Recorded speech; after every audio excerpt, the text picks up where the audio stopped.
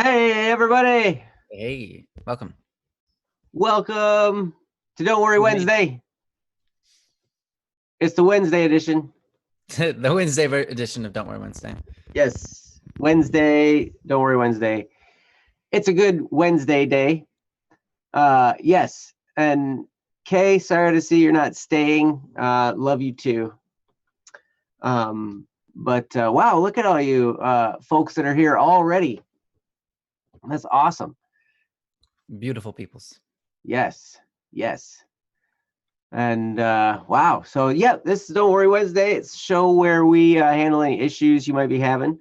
You can feel free to post them in the chat. You can feel free to post them on our website. If you'd like to remain anonymous, you can email us at dww@bss.studio. We are not professional therapists or counselors. We are not professional attorneys or policemen or anything like that. We just want to be your friend and help and encourage and love you as you journey through whatever you're going through. We fully understand you're more than likely smart enough to figure this stuff out on your own, but sometimes it's nice to have some fresh perspective and definitely some encouragement along the way. So I'm Joe. With me is Ryan, and our producer is Jesse. That's right. And our absentee hostess is Princess. She'll be back at some point. Probably next week. Next week. Okay. Cool. We are professional cool people. Yes. Professional cool people. Yeah. We just we know how to be cool professionally. We get paid to be cool. That's right. Oh wait, you do? You get paid to be cool? No, I'd rather be paid to get hot though. Or to be hot. Because being cool is like your body is like not comfortable. Yeah, it is. No. Cool is comfortable. No, warm is comfortable. Mm. And hot is even better. Like the hotter the better. Hot is less than comfortable. Have you ever been in a hot tub? Yeah. Yeah, it's pretty nice. For short periods of time. Have you ever been in a cold tub? Yes, for short periods of time. Yeah. Which one felt better? I mean, let's be honest. You know, a hot tub is better than a cold tub, or even a cool tub. Yeah, you're right. Okay, but in other circumstances, maybe being hot isn't. Okay, yeah. I really swung that one well. Good job. When you brought the tubs in, that's what made all the difference. Yeah, it did. Everything. Okay. Glad this is on track already. Yes. So welcome everybody again. And let's see. We've got some stuff lined up here, and I see Winter, you're here, and you recently posted something on our website. Let's see, who else? Cody's gonna be Princess for tonight. Thanks, Cody. Nice. So let's see. We've got a whole lineup. We've got Angel, Dead, Knox, Amira, Deku, Aaron, Nathan, Amira, Bakugo, Lover, Science Rocks, Sunryosuke, Random, Winter, Matt, and Karma. Nice. Yes. So do we have the anonymous one in there as well? Yes. Oh, yep. And there's an anonymous one as well that we will be doing as also. So that was sent to our email. Now that was like last week or something, right? Yes, it was. Okay. It was. So that's probably right up toward the top of the list. Also Science. Probably Science, if you're here, you have a topic, getting my friend help. Yeah. Science, if you are here, you messaged recently, so he hi, did. sorry I'm not too active today. Yesterday was a bit of a personal day, so my mood might not be the best. Aw, that's a bummer. Well, I hope things are gonna be going better for you. Yes. Soon. If you'd like, we can hopefully do your topic. But you have to let Yeah, us know if you're around. Oh, that one is basically solved already. Yes. perfect. Well, we'll still talk about it because it's fun. We can Yeah. just ignore it. We're not going to ignore it. Unless you make us. How did you, science, one thing you can do, because this might help somebody else. What did you do to solve it? Oh, We that's can, a really good question. yeah, because like sometimes, um, you know, some other people are dealing with something similar, and so by giving the answer that you found helpful, right in chat, it could be really helpful for somebody. So It could. Well, I think one thing that's awesome about all these topics is that, even anytime I've listened to a show where people call in or write in or whatever, I have never ever once called or written into a show like that. But I've gained so much perspective just from hearing discussions about other people's topics. yeah, that's And true. that's one thing I uh if it'd be okay with you for us to go through it, I think a lot of other people might be able to gain some insight from this as well. Um, but yeah, Yeah, I don't want to make you mad, science, but I really would still like to discuss it if you wouldn't mind. yeah. And yes, Cody, yeah, that makes sense. And you can totally do that, even if you don't necessarily have an issue, but you want us to talk about something in particular. That's totally cool. Okay. All right, then go ahead if you want. All right. Well, tell you what I'm going to do then. I will post it here. You guys can read along, and then we will also Oh, um, okay, that was a good read one. read what you did too. So, um, yeah. So this is called "Getting My Friend Help," and it says, "Well, I know this sounds silly coming from me of all people, but my friend has BPD, borderline personality disorder. I'm 1000% sure of it this time. Basically, they're unstable and extremely sensitive. I wanted to try and tell them to go visit a psychiatrist or other professional, but considering they won't talk to me, I can't ease into a conversation about it. And again, they are extremely sensitive. Like they told me themselves they could start crying from the smallest things. So I worry that maybe telling them will only hurt them more. Normally, I would be fine about telling people that they should seek help, but this time I'm not sure. They barely interact with their other friends as well, so I don't know if their other friends would care enough to help me. Do you have any ideas how I might be able to get the message across to them? Because you have such a gentle way with words. I certainly appreciate that um, you say we have a gentle way with words. You're probably speaking to Ryan on that. I think you do too, but Um, but but then Science Rocks also says, I made sure to get the trust of some of her friends before enlisting their help because they seemed to have a bit more influence than me. And so, yeah, that's a great way to go. And it sounds like hopefully it worked well. So, Ryan, do you yeah, have anything to say about this? sure. I guess the first thing I want to say is that was a good plan, a good idea, science, and definitely, if that solved it, that's awesome. Hmm. Um, because yeah, a lot of times we don't have that influence with people. We aren't close enough. We're not in the right relationship to help people. And so to go to somebody else who is and say, "Hey, could you talk to them, about this?" I think that was a really smart and very wise decision you made, and I think that's really cool, science. Hmm. Because yeah, there are many times in life where you can try to help somebody, but you just can't because they don't respect you or they don't know you very well, or having that conversation um, can't it just doesn't have an effect on them. Hmm. It has to take you have to be in the uh, right position.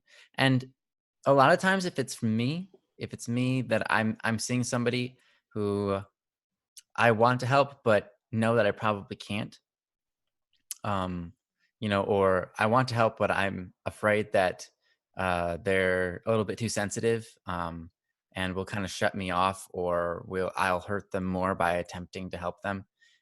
Because a lot of times that hurts people more when you try to help them, because it shows them that you are noticing their flaws. Um, and that doesn't feel good to anybody. Like, like when people point out, hey, you know, like even if it's something like super obvious, everybody can see, like you've got like a pimple on your face, right? And your mom goes, hey, you love like pointing it out and say, oh, wow, your face is really breaking out, and you're like, I know, mom, please don't talk about it. It's like, thanks. Thanks for bringing it up. I feel great now. Yeah. So, but that's how it is. That's how we are as humans. So a lot of times what I do when that's the scenario, um, I try one of two things. First thing I always try is to make a friend out of them. Even, I try to make a friend out of them even when they're already my friend. And what I mean by that is I approach the conversation attempting to increase my relationship with them, especially before laying on some type of, hey, I noticed something, and I'm wondering if this might help you, type of stuff. Because yeah, if you enter in with a conversation of like, hey, I noticed that you're really sensitive about certain things, and like that's your starting conversation, it's like, yeah, they're probably not going to accept that message very well. um but if you start with a conversation that leads into that, it makes it a lot easier. So start with, hey, how you doing? Oh, nice, what'd you do today? Do anything fun? Simple small talk. Maybe you can bring up something like, hey, have you ever had a donut before? It's like, yeah. What's your favorite kind? Whatever. You can add whatever flavor you want in there, anything that you think they'll find interesting. And just talk for a while, relate to one another, find something in common. Even if you're already friends, doing this is important before you go into what you really want to talk about, um, because it lightens the attitude in the atmosphere, and it feels less like you're attacking them.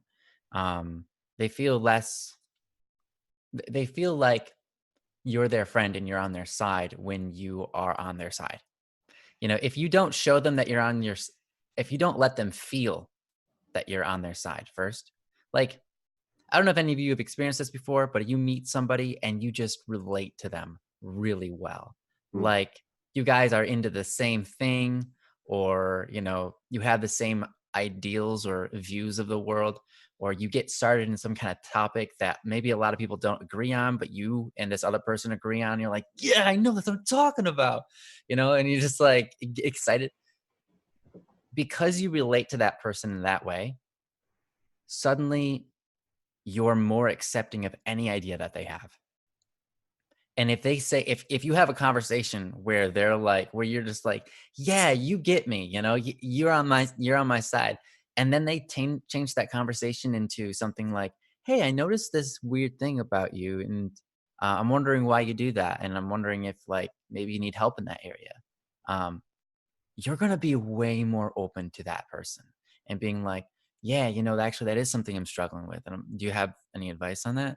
Because you feel like this is a person you can trust. You feel like this is a person that is essentially you because you relate to them closely. You feel like this person is someone who's not out to hurt you, and they're pointing out any issue with you because they're interested in you as a human being. And it's kind of interesting the way that works psychologically. But um, if you have that chance to form that friendship with somebody, um, then always do that before. But if you don't, I think science took a really good route here and sought someone out who already has that type of friendship, Mhm. and asked them for that help. I think that's a brilliant move. Um, the other thing I said, I either do one of two things, and I said the first thing is make a friend with them. Even if you're already their friend, start that friendship start that day off with that friendship, and then move on later into that day towards talking about whatever issue it is. But the second thing is sometimes pointing out people's flaws only discourages them and it doesn't encourage them. And so sometimes we have to not worry about necessarily helping them by pointing it out, but help them by not pointing it out and treating them like it doesn't exist. And that Mm, seems kind of weird. It seems kind of counterintuitive. Like if I treat them like it doesn't exist, then how is it going to get solved? Well, a lot of times what happens is imagine that you are rock climbing. Okay. Imagine you're trying to rock climb and you have a person who's going to rock climb with you and they're just afraid of the wall and they're like, nope, not going to climb it. You hand them, you give them the belay and you try to hook them up and they're like, no, I'm not climbing up there, you know? And so you start climbing and you're like, come on, it's not that bad. And they're just like, nope, not going to do it. Um, that's a lot of times what it's like when you're trying to help somebody because you're like, hey, let me show you how to do it. Like all you have to do is put your hand here and then you just like pull up and then you put your hand here. Like it's not super hard. You could do that. And they're like, no, I could never do that. That's too scary.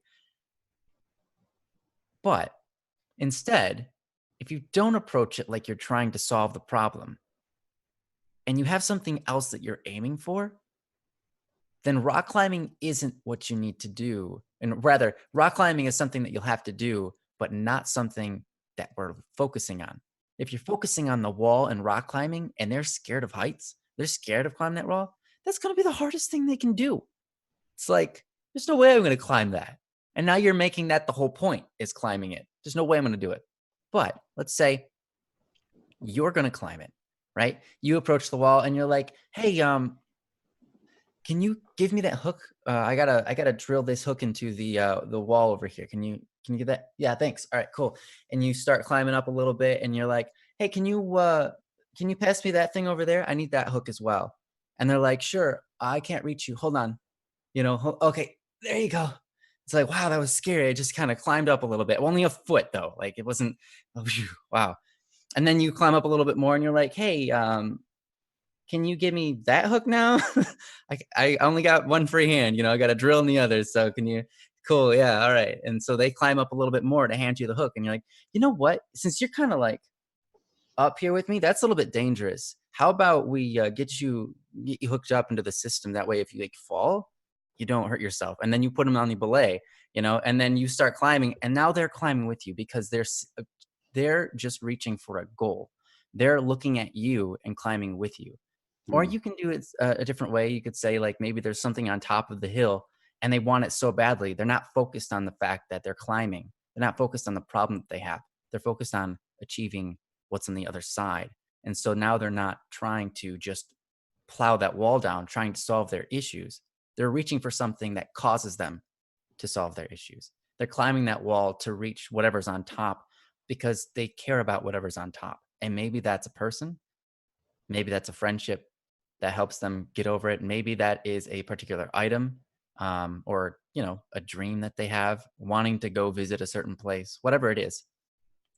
But yeah, I think those are the two main methods that we can use to help people, that I've discovered in my life, work well. But anyhow, I'm gonna stop talking here and I'm gonna let Joe talk. Well, thanks, Ryan. And You're welcome. Ryan's absolutely right that those are probably the best ways you can do that. And I'll just say this, that while you were doing that, especially if you are going the route of making a friend with them so you can develop the influence with them, then one virtue to cultivate is patience, because you're Mm, probably not going to get all the way there in one conversation.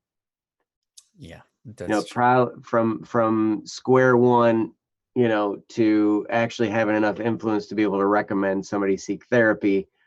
It's probably going to take a little while for you to actually develop that friendship, especially somebody who has borderline personality disorder.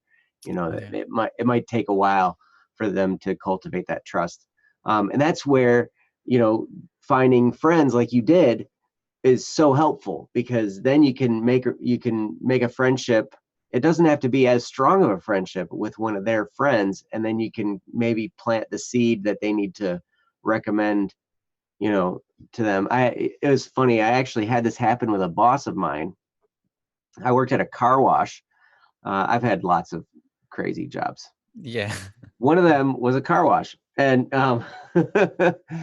and I remember the owner of the car wash came through, and he had this nice Corvette or whatever, and I did the best I could to get all the bugs off the front and do all the stuff and scrub it and get it going and everything, and then send him through the wash. And then he comes flying back around the car wash. He jumps out of the car and he's screaming and yelling. He shoves me and he's like, "You didn't get the bugs off of my bumper," and blah, blah, blah, blah, blah. And he's yelling and swearing. And there's like customers. This is the owner, right? And I'm like, what is going on? And this is crazy because he did that and he grabbed the brush and he scrubbed his bumper and he threw the brush down and he got in his car and he hit the button and he, got in his car and went through the wash again. And like the next car was his mom.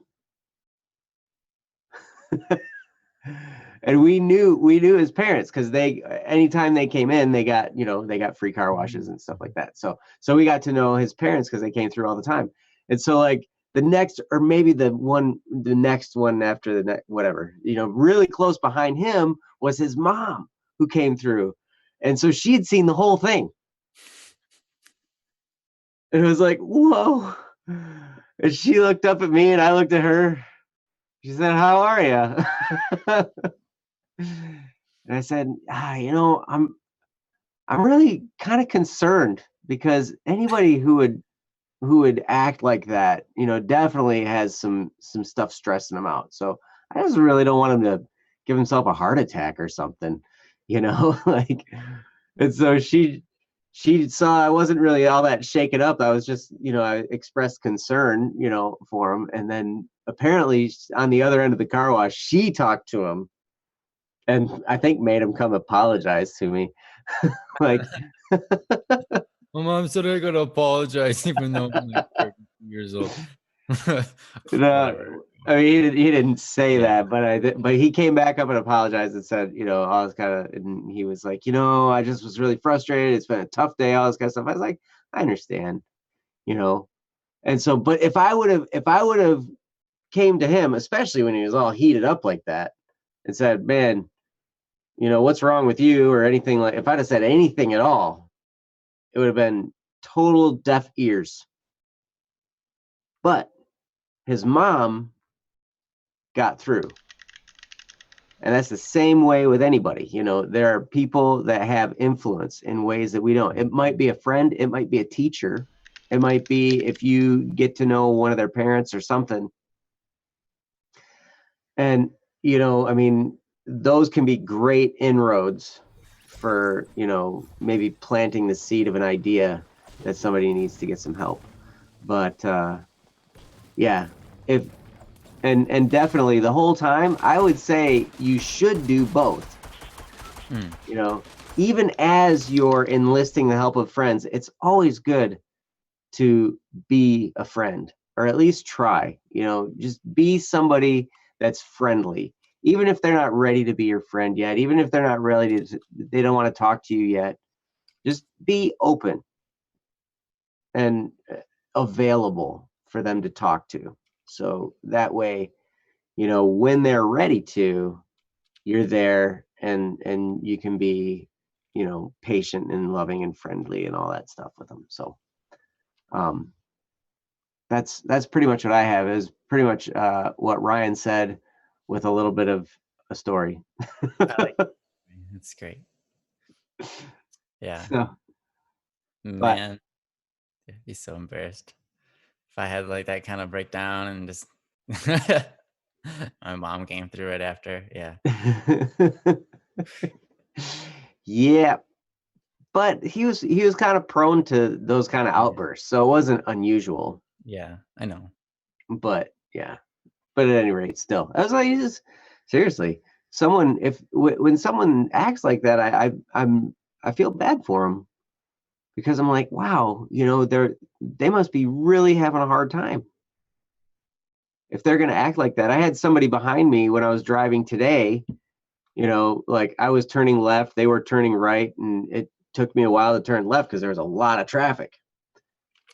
And so as soon as I was turning left, all I could hear was back there. So they honked their horn and they were yelling and blah, blah, blah, blah. I didn't even really hear what they said, but just the tone of their voice and everything came along. And I'm like, man, I really feel bad for them, because whatever's going on in their life that's stressing them out to that point where they need to yell at somebody they don't know, Hmm. that's got to not be a fun place to be. Yeah, for sure. Yeah, definitely not a fun place to be. You can tell that very quickly. Mm-hmm. Yep. Someone comes out of the car screaming at you. You're not having fun, are you?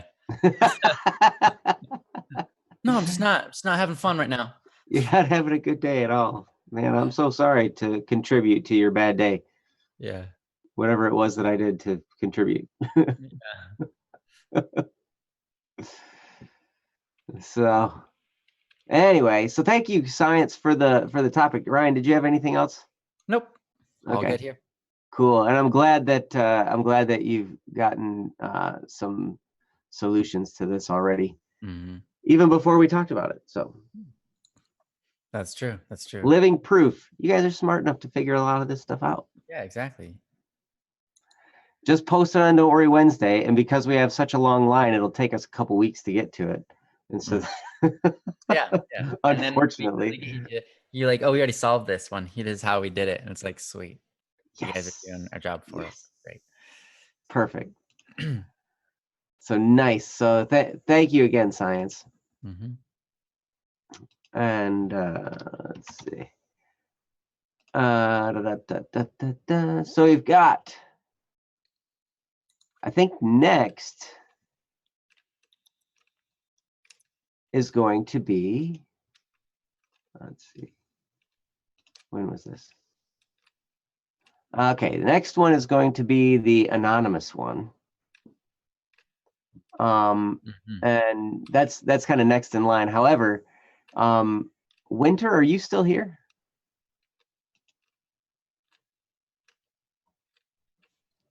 Because Winter, if you are, is here. Winter's here. Okay. All right. We'll go ahead and do yours next. Cool. Since you're here. And then after that, we can move to the anonymous one. Sounds good to me. Yeah. So all right. So this is Winter. Winter, I love your avatar. Yeah, I know. I was looking at that too. I was like, what is this from? I wonder. Yeah. I don't know. I'm not sure either. It looks cool. So let's see. All right. So there is the link to the topic. I like your email also. Your email is cool. Cool email name. No one else can see it but staff, but I just wanted to I looked at it and I like sounds cool. All right. All right. So this is from Winter. It's called Turning Out. And it says, I'm changing my heart, my motives, my aspiration, dreams, and everything else that is the same and that is different. These changes feel permanent. There are things that have changed more clearly, such as my favorite band being AJR, and what I plan to commit to and do for a living, which is making music like AJR. Then there are things that have stayed the same, such as my dream to move to a house in the mountains of New York and my dream to adopt a little girl and give her all the unconditional love and support that can exist. Nice. However, something strange is that there are changes that I am not aware of. The fact that I know I'm changing in other ways too, but I don't know what those other ways are. How else am I changing? I don't know, but I know that I am. I feel it, but I can't quite detect just what it is. I don't know exactly how to word the rest of what I want to say, so I'll just summarize it by saying, since I don't know whether these changes have fixed problems I've had due to lack of social interaction, I'll just ask for advice about the issues I used to have, just in case I still have them and am unaware. Every time I'm with a group of people, I feel left out and like I don't belong, leading me to say depressing things, feel depressed overall, and say things purely for a reaction and for attention. Whenever I'm in a group, and this has been in every friend group I've ever been in, people tend to skip over what I say, and what I say is ignored. This leads to cutting and feeling depressed, or it leads to me lashing out at others for making me feel upset or embarrassed. I have two sides to me: the anxious and submissive side that hurts myself, and the confident and rebellious side that hurts others. An example of this was the person I spoke about in Fate and Malice 2. There would be times where I would blame and hurt myself for drama and be sincere and kind and loving to the person I spoke about in that post. That was the anxious and submissive side, the sensitive side. What made me lose that person was when I began to blame them for not doing enough and keeping me from being happy. That was the confident and rebellious side. Overall, I'm very emotional and emotionally driven, and I'm very sensitive and easy to hurt. Any advice with this situation? What should I do whenever I do feel ignored, inadequately loved, and not significant when it seems that no one will listen to me and what I have to say? How do I create a balance between the two sides? I think I'm still turning out. And that's from Winter. All right. Thank you for the post, Winter. I can definitely relate with what you're talking about here. But I'm going to have Ryan start because he's going to say something genius. I don't know about that. You can tell by the We'll That's try. the genius Yeah, I'll say something genius. Hold on, watch, listen. That's it. That's what it is. A very calming. Hopefully that helps. All right. And what about you? What do you have to say, Joe?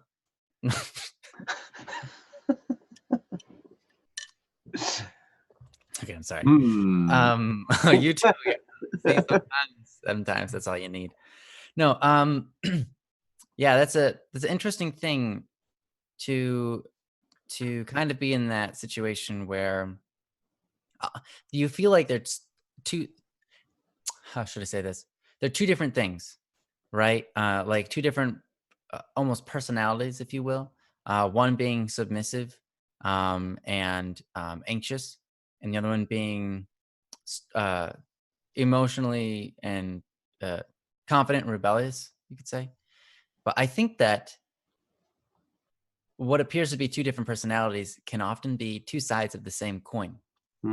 Um, it can often be really one personality or one human being with similar problems or issues inside that cause both sides of things.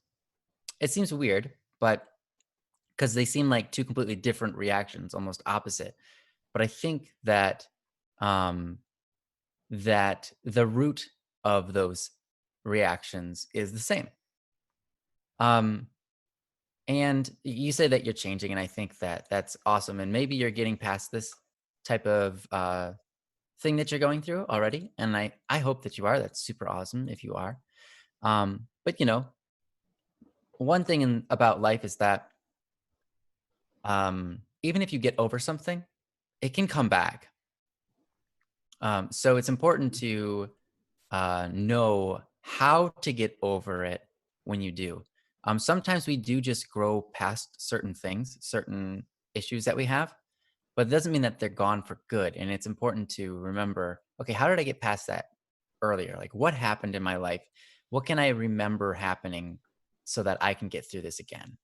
Um, because sometimes, yeah, we just go through it, we just grow through it, we just stop focusing on it and we get through it and we're like, wait, what happened? How did I get over that? So, yeah, um, it's important to remember. Um, so, yeah, I think this is a really good question, and I appreciate you for asking it.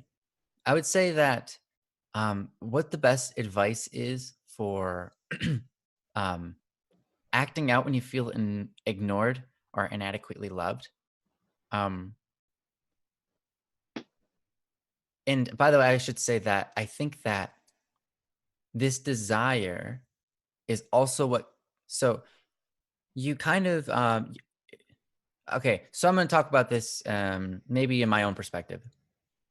Um, I know that in my life, what when I often wanted to have people focus more on me and listen to me, um, I was often more quiet and anxious because I was worried about what other people felt.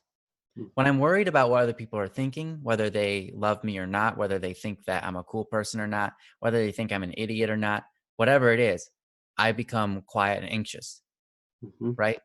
But then if I kind of flip that coin over and then try to make a scene or try to do something, maybe not even make a scene, but just be there and talk normally to different people and just have a conversation. And I start to pick up on the fact that they're not really listening to me, or they don't care about me, or maybe they think I'm stupid, then I'm going to lash out, right? So both of those things are very dependent upon how much I'm worried about what they think about me. Um, and that's how it was in my life when I was going through something similar. Um, there were many times when I was very quiet, or I would lash out based on what I perceived the other people thinking about me. So, and I think that's probably likely the case that you're going through, um, because if you're worried about what other people think of you, a lot of times you're going to assume that they're thinking bad things about you. You're going to Mhm. assume that they're not listening. You're going to assume that they don't love you and they don't care about you. Here's the thing: that might be true, but it might not be. You don't know until you ask. But the thing is, it doesn't really matter what they say because whether they say, "Yeah, I do love you," or "I care about you," or "I am listening to you," you might not feel like they do, and so you might feel like crap anyways. Or maybe they'll say that and you'll be like, "Okay, I believe you." And then you're going to feel good, right? But that's weird because that's not a good position to be in where your feelings are based on what the other person or how you perceive the other person whether the other person likes you or not. Cuz in this world we can't get everybody to like us. And in fact, in this world sometimes we can't get anybody to like us. And it has nothing to do with us. It just has entirely everything to do with the other person. Whether I like you or not, Winter, is unfortunately not up to you. It's up to me. Mm. And I've chosen to like you, Mhm. right? Um, and that's the way it is for everybody. So you don't have an influence in this area. You don't have you have some influence of whether people like you or not. Just because you can play to people's natural human instincts. You can be kind to people. You can um, compliment people. You can make good friends with people or be a friendly person. That usually helps. But at the end of the day, it's still up to them whether they decide, you know what, even though that person was really cool and nice and like generous, I don't like them. And for whatever particular reason, they can say that. They go, I thought they were being too nice. It's like they're trying to gain something from me. It's like, why you got to question my motives? I'm just being a nice person, right? But people do. Or maybe they'll be like, "Yeah, but I didn't like the way that his teeth were set in his mouth. That made me upset, and so that I don't like him." Like, why? That's ridiculous. Yep, it is ridiculous. People won't like you for all sorts of different things in this world. And you know what? Rarely do people listen or pay attention. I mean, people are listening, people are hearing your words, but people don't want to do what you tell them to do. People don't want to do anything except for what they want to do. So it's pretty normal that people don't listen to you in that kind of way. Um, it's not going to be often that people are going to go out of their way to make sure that you feel loved. People aren't focused on that. Mhm. People are not focused on, what about Sandra? Have I made her feel loved today? No, I don't think I have. Let me go visit her. People aren't thinking about that kind of stuff. So if you're worried about that kind of stuff, my best suggestion would be to stop. Try to not care. Because here's the thing, it doesn't change who you are. You work on being the best version of yourself. You work on keep growing and becoming an amazing person. What they think of you doesn't change that. And the things that you see wrong in other people like this, what's awesome is you get to decide how you want to go about it. So you can see that, hey, I always feel like when I'm in this group of people, they don't treat me very well. Well, now you know how not to treat people, right? Mm. You can say, oh, when I'm around, I notice that a lot of people aren't paying attention to me or giving me very much love. Okay, that's all right. What are you gonna do? Are you gonna be the person that steps up and gives other people love? Then, if yeah, then awesome. If no, then you're just like everybody else. But you can't expect it from other people. Because if you start expecting it from other people, you'll only ever really be let down. It's not wrong to expect something, um, but it can be more harmful in this case to expect people to love you because that's something they're giving of themselves. They're doing from their own free will. And to expect people to be a good friend, to love you, and to treat you kindly is um, expecting them to go out of their way for you. You could say. Uh, it's kind of selfish in a way. It's not wrong, but it's not it really can't be expected. And your emotions really should not depend on that. How you feel about yourself really shouldn't be dependent upon that. If you notice that you're being shy and anxious, um, then that means you're worried about what other people are going to say if you speak out. And you shouldn't worry because you know what? They're going to have their opinions and it's not going to change any part of you. Maybe you'll get a reputation, maybe you won't. But the thing is, you are still you either way. And their opinions of you don't change that. Mhm. And if you let your emotions be decided by what they think of you, then it's a really bad time. I've been there and I did that for many, many years where I said whether I feel good today or not is based on whether people are loving me or not, whether people are treating me nicely, whether my day is going well or not.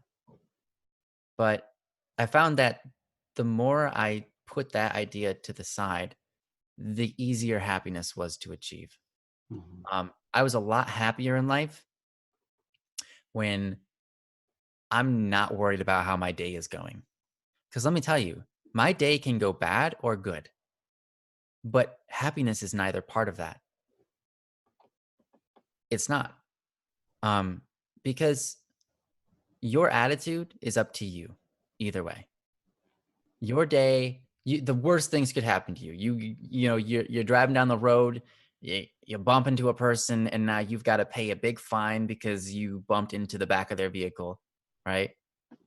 Then your I don't know best friend calls you and says, "Hey, yeah, we're not gonna hang out anymore because you did this to me, and I hate you now."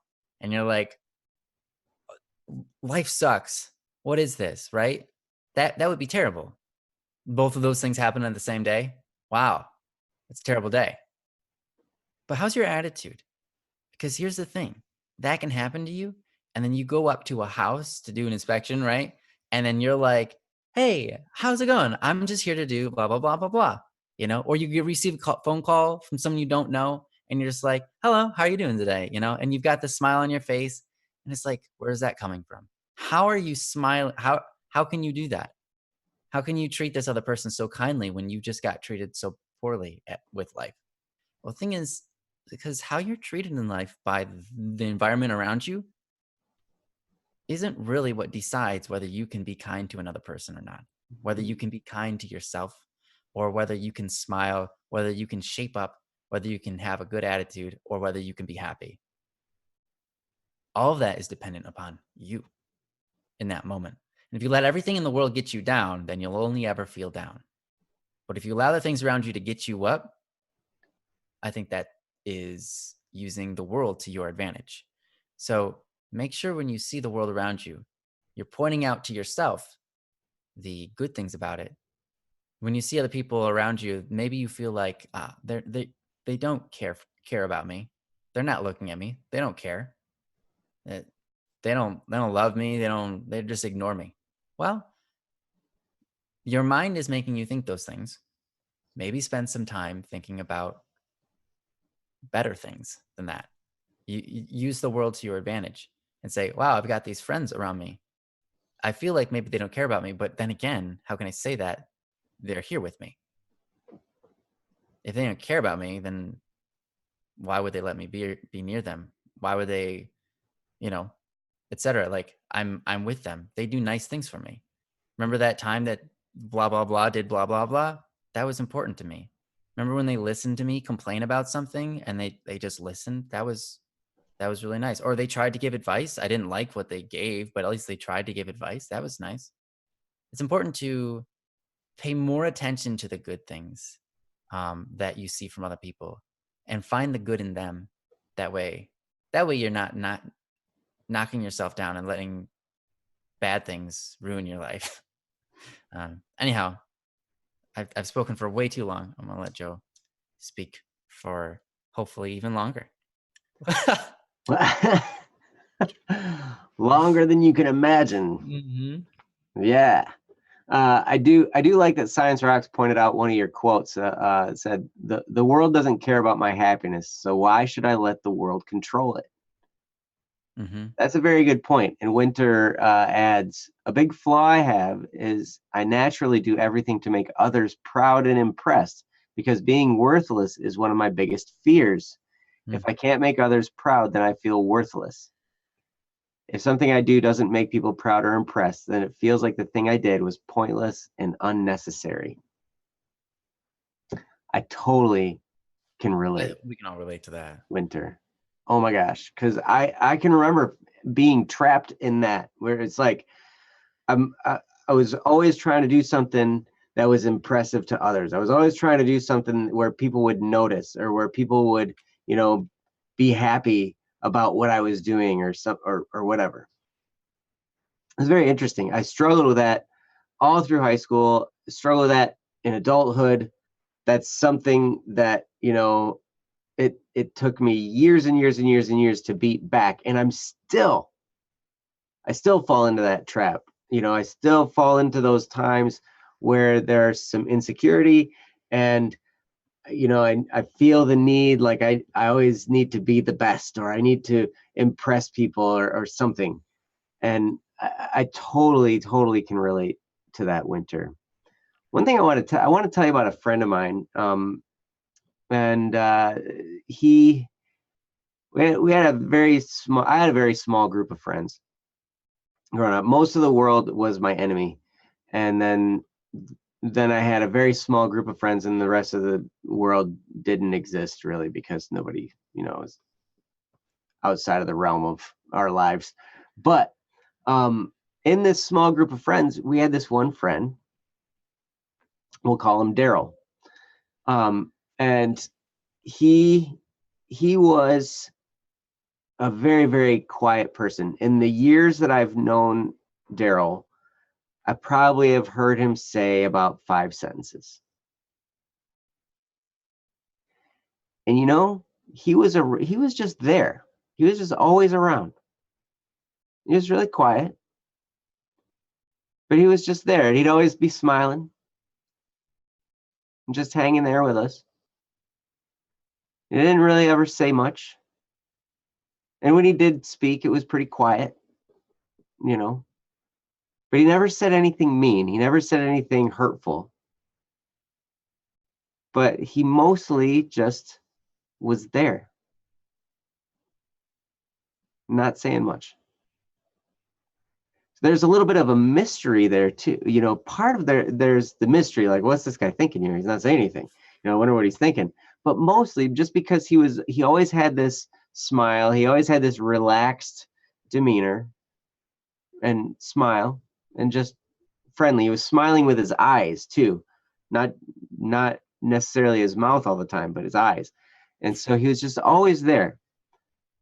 And I tell you, every single person that knew that guy loved him. And it's amazing. He didn't do anything to impress people. He didn't do anything like to go out of his way to get attention. He didn't do anything like that. But what he did was he was there, and he was like, I don't know, you talk about people that are like an old shoe, where they're just so comfortable to be around. Because they're not trying to take the spotlight. They're almost giving others the spotlight. They're just allowing others to shine. And just that's one of the things. Ryan has said it so many times, and it's so important. It's not important what people think of you. What's important is how people think about themselves when you're around. And that is so profound, because I think we're all looking for some kind of attention. We're all looking for the spotlight from time to time. We don't want to say something stupid. We want to say something clever, and so we're in this conundrum where we're trying to figure out, what's the perfect thing to say, and we're, all that's going through our head. But we can take a lesson from Daryl, because he just stood there relaxed. It didn't seem to bother him that he didn't have the spotlight. He just enjoyed being around where other people had the spotlight. And I'll tell you, just being around him, you felt good about yourself, because he didn't judge you. You could say anything, and he'd just, if he didn't agree with it, he might make some weird facial expression or whatever. But mostly he just would smile and accept you where you're at. So I heard a quote one time where it was like, if you want people to be impressed with you, the key to impressing others is to be impressed with others. Mm-hmm. So allow others to impress you, and then show their appreciation for that. Show that they impress you, something they did or said, and be impressed by that. And if you can be impressed with that other person, they're going to think you're really smart, because, wow, they're impressed with me. Hey, cool. They must be smart, because, because they're impressed with me. Isn't it? What's that? That's how we are. We're always focused on ourselves. So if you show us that we're awesome, then we just we like you. Mm-hmm. Yeah. Yep. When someone's impressed, that's one thing that was so huge. When people just will accept you and approve of you and appreciate you, those are the 3 A's from how to have confidence and power in dealing with people: accept, approve, and appreciate. Those 3 things, we all crave that. We all crave to be accepted by others. We all crave to be approved of by others, and then to be appreciated or impressed. When other people are impressed by us, man, if we do that for other people, not only do you get really strong friendships, you get people that will be impressed by anything you say or do, because you're impressed with them. So it's natural for us to return the favor. Mm-hmm. And so the more you can give that to others, be the first person to give that to others, and you'll see so much of it come back in return. Now, here's the catch. It doesn't work as well if you are impressed with others in order for them to be impressed by you. If your whole goal is for them to be impressed by you, so you're like, well, I'm going to be impressed by them, so they're impressed by me, because that's what I really want. It doesn't work as well. It might work some, but you will get more genuine, it will come back your way a lot more abundantly if you genuinely can be impressed with the other person. Mm-hmm. And I'll tell you, when I learned that, first of all, I had not ever done that, ever. I was always looking for attention. I was always looking to be the best. I was always looking to show off somehow. And if I didn't have an opportunity for that, I would just be like, I didn't know what I was going to do. I was really nervous. I was really scared. And you know what? Even now, to this day, I was at one of my son's baseball games the other day, and I was so nervous. This is just like 2 days ago. I'm sitting there, and there's all these people around. I know who most of them are, but I'm still nervous around them because I don't know the right thing to say. I don't know, first of all, I don't really know much about baseball. I'm just there to watch my son have a good time, and it's great watching these kids play, even though I don't really know a whole lot. But I enjoy watching them.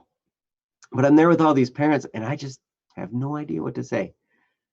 So I just try and be the guy that nods and smiles. I try and be like Daryl. Just be the guy that is accepting of other people, that is open to a conversation if it comes my way. That when somebody does something impressive, I can be impressed by that. Or I can tell somebody how much I appreciate them. And those are the things, if you can give that first, and it's free to give, it doesn't take anything away from you. One thing that's going to happen is you're going to feel a lot better about yourself, because you're going to start to validate in your mind that, hey, I'm a good person. I treat these people with respect and kindness. I'm a good person. And then that's going to grow in you, and it's not going to matter if a random person here or there doesn't like you or says something mean to you, because you're going to be like, in your head, you're going to have this programming. It's like, I'm a good person. I'm a good person. I do nice things for people. I say nice things to people. I'm kind. I'm loving. I'm a friend. And all that is going to totally drown out those couple people that do something mean. Mm-hmm. And so if you can start doing that, you naturally, your own internal programming is going to change, and that's going to help out a lot. And then as you can develop that and build, it's going to take time of doing it. It's, this is a new habit. It was for me. It took a long time for me to learn how to do this, and I still mess it up, and I still fail, and I still don't hit it every day. But I hit it enough, I do it enough, that my self-image has risen to the point where it's like, you know what? I'm a good person. It doesn't matter if this person yells at me. It doesn't matter if this person is mean to me. I know what I'm doing, and I know I'm a good person to some degree. At least I know I'm trying. Winter says, sometimes I do get that, where when certain people hate me, I'm like, that's fine, because I know I'm being the better person at the moment. Yeah, but it still hurts somehow. Mm-hmm. I'm not going to tell you that it will not hurt in that moment. A lot of things hurt, but I think through our lives, we're going to get hurt. There are going to be moments that hurt us, and that's going to happen for the rest of our lives. And you know what? It's been said that the deeper pain you feel, like the depth of the pain that you can experience, correlates with the depth of love that you can have in your heart as well. So when you can love someone deeply, it also means you can feel deep levels of pain. And so cultivating more love in your heart means you might open yourself up to painful experiences. But that pain is going to help you empathize with others. It's going to help you be real with others. It's going to help you, be able to be a real, true friend, because everybody has painful moments and times of suffering. And when you can be there for them while they're going through the suffering and empathize with them, That's so helpful for others. Science. Science says, well, crap. Guess that means I can't love anybody. Oh, yes. But anyway, I've spoken for longer than Ryan, I think. So I'm going to. No, you got like another minute. Go for it. Oh, I got a minute. No, but I do want to say, Winter, we love you around here. Mm-hmm. And I hope that you always feel safe here. I hope that you always feel welcome here. Mm-hmm. And I hope that you always feel comfortable here. Even though I know we're only here like on Wednesdays and Fridays, and you never know what time it's going to be, but but even if the rest of your world falls apart temporarily, we're still here. Mm-hmm.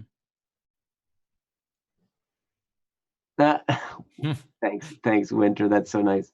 Speaking about not liking things about people, there's something I don't like about Joe, how he always underestimates his own words. That's so sweet. Thank you. But no, absolutely. Winter, we love you here, and I'm going to turn it over to Ryan before I turn into a blubbering idiot person. I guess there's just two quick things I want to say. One thing is when Joe was talking about how basically, yeah, it's still gonna hurt when people okay, so I'm gonna reread your comment. You said sometimes I do get that where when certain people hate me, I'm like, that's fine because I know I'm being the better person at the moment. But it still hurts somehow. And yeah, it is gonna hurt. It's kind of like this though. I don't know, like if you're a child and you're just like you're walking and you bash your knee into something, and maybe you get a cut or something, you're just like you fall on the ground and you cry for like 3 minutes straight while your parents console you. But there comes a point in your life where you've bashed your knee enough, you're an adult or maybe even as a teenager, you bash your knee and you get it cut and it's even worse, honestly. And you're just like, whatever. And you just keep walking and you walk it off and it's like no big deal. It's like, yeah, it still hurt. You feel the same amount of pain, but you reacted completely differently emotionally. Like as a child, you get a scrape. It's that same exact feeling as when you're an adult and you get a scrape. It's the same feeling. But adults are generally more conditioned to that feeling. And so it's their tolerance. It's not a physical tolerance, it's actually a mental tolerance. Mm-hmm. And then that mental tolerance is also an emotional tolerance because when you get a scrape, you have a reaction in your mind that goes, ow, okay, that hurt. And then you have another emotion. Then you have the emotional response, ow, that hurt. I didn't like that. I'm going to cry, which is funny. So we have two responses, one leading into the other.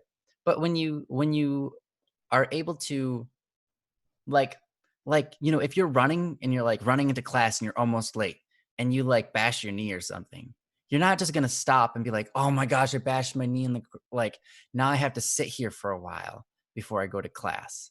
No, you're on your way to class and you're about to be late. So you're just like, oh, I bashed my knee. Okay, got to keep on going. I got to keep on going, right? Because your focus isn't on the pain, just like your focus isn't on what their words are and how you should feel insulted. Instead, your focus is on the good. And I think that's what changes everything. That's what allows us to bash our knee when we're on our way to class. It still hurts, but we don't have to sit there and cry over it. Similar to when other people make fun of us, but we know we're the better. We're better than that. It doesn't. That pain is still there. It doesn't feel good to be hated, but that pain is probably a lot less noticeable, and that pain is easy to go through and just walk over and be like, you know what, doesn't matter. Let's get over. Let's get this over with and be a better person and just keep on moving forward. And then the other thing I wanted to say was at the end, you asked this question: how do I create a balance between the two sides? Referring to the side where you're kind of shy and anxious, and then the other side where you're where you're Confident and rebellious. yeah, confident and rebellious. Thank you. Um, excuse me. I think the balance to those two sides is a correct understanding of humility and love. Mm. So, um, love, I mean, if you can love people, then it won't matter so much how they think about you. Remember, love is a thing that is unconditional. You love people and you give them that love, regardless of whether they're going to return the favor or regardless of if they've ever done anything for you in the past, right? That is love. So, enacting that out and loving people without caring about how they feel about you, without caring about what what's going to come back to you, um, can do a lot of good in this scenario. So, giving that genuine love, and how do you do that? I think the best way to figure out how to love people is to keep on telling yourself in your brain, "I love this person. I love this person," while you're trying to have a conversation, or you're dealing with them, or they insult you. Um, you just got to keep on telling yourself, I love this person. I'm going to treat them to the best of my ability with all my heart. You know, um, Jesus said, there's no greater love than this, than to die, than to give your life for your friends, rather. Um, and that's really what love is giving your life, giving yourself as a gift to your friends. Mhm. But what did Jesus do when he did that? Jesus, he went to the cross. So he was flogged, he was beaten on the back, right? He was abandoned completely by his friends, like literally. They all kind of just like, nope, no, I don't want to get flogged. No, no, thanks. You can do that by yourself, there, Jesus. Um, so that happened. No one was with him for that. I mean, there were some people that were at the by him by the cross, but no one. And someone helped him carry the cross. But other than that, I mean, there weren't people being flogged with him that were there. There wasn't anybody going, "Don't do that to him. That's not fair." Blah blah blah. No one's fighting for him. Not only that, he was taken to the cross. He was hung naked. Imagine yourself. All right. Not only are you being crucified, you're being crucified naked, so everybody can see you naked while you're sitting there writhing in pain, bleeding out. Hmm. That's That's terrible. That's how they used to crucify people naked so that you could look at their bodies. And yeah, that's disgusting, right? But that's what Jesus went through, and that's what he said. That's what love is. Do you think he's too concerned about himself? No, he was naked without shame. He wasn't worried about himself at that moment. I mean, yeah, he was in pain. Like you're going to be in pain sometimes, but that doesn't mean that his heart was set in the right place, right? He was loving, he was giving himself for others. And I think that that's something to follow and something to try to chase after for all of us. If, not saying that you have to be Christian, but just saying that kind of love, a love where you aren't concerned about yourself, even to the point where, you know what, I might die here, you know? Mhm. Not saying, but also understanding you don't want to be selfless. You want to you want to care about yourself, because you have to build yourself up in order to give other people gifts. You have to grow yourself and become a greater gift. Um, so don't just say, "Oh, I don't matter. My body doesn't matter. I can cut myself up or have other people cut me up, and that's fine." It's like, no, that's not really okay. It's not okay, really. But to experience pain and continue to love people, I think that's important. Um, so, yeah, I would say, how do you find the balance between these two sides? I think the balance is right in the middle and is just focus on other people and love them. And you'll find your position in life where uh, a lot of times people are going to be more attracted to you. But even those who aren't, and you can love on the people who aren't attracted to you, um, you don't care that they don't like you. All Mhm. you care about is that you like them. and you want the best for them. I think that's where you get. At the end of that road, you find you don't care if people like you or not. You just care about who they are and that you love them. So I wish you the best on that. Hmm. Again, sorry for being so long-winded, but Oh, you should that's be, what you get. except for everything you said was awesome. So it was good. Just like you. You're awesome. So thank you, Winter, so much for the topic. And yeah, um, you got this. Hmm. You're already growing and you're already changing. Yeah. And I think it's going to be for the better. So, and I mean, before. Hmm. That's I good. imagine you'll be even more lovable. So, Yeah. Keep it going. yes. So thanks again, Winter. You're awesome. And we will move to the next one. We'll move to the anonymous. Sure. Uh, and I think is Matt here as well? I saw Matt, Yeah, Swilk is here. also known as Swilk. So, Cool. We might be able yeah. to get to that. Let's see how. Yeah. So, yeah, we'll do the anonymous one. And then, Matt, if you're still here when we get done with it, we'll do your new one. Oh, they're here. Cool. All right. Yeah, but it's anonymous at first. So let's do that. Yep. So here is the link to the anonymous. This came through the email dww@bss.studio. If you'd like to remain anonymous, you can feel free to send us an email there, and we'll handle it. Unfortunately, we just won't be able to tell whether you're here or not. So, we'll just do it when we get a chance. So, anyway, this is from Anonymous, and it says this. It's about a family member with Alzheimer's.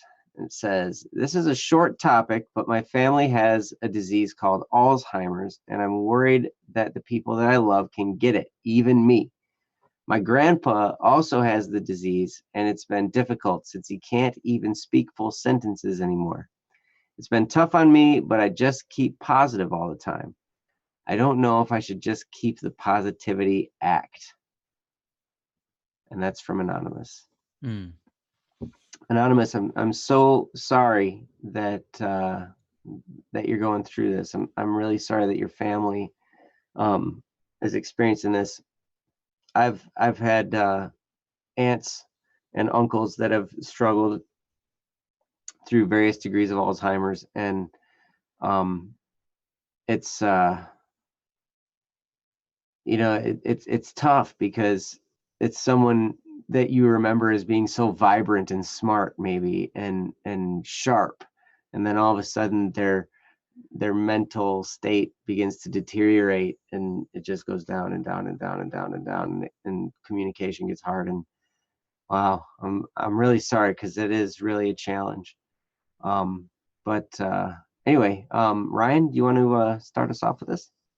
Sure.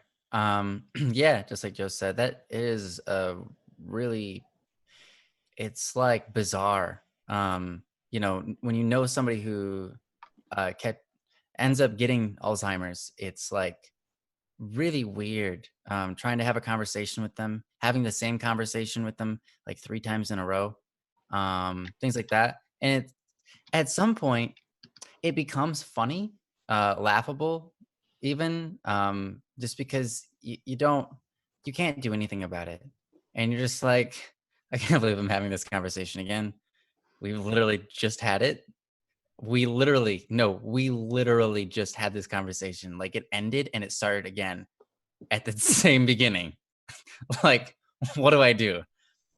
And it tests your patience, which is wonderful. That's a good bonus to it.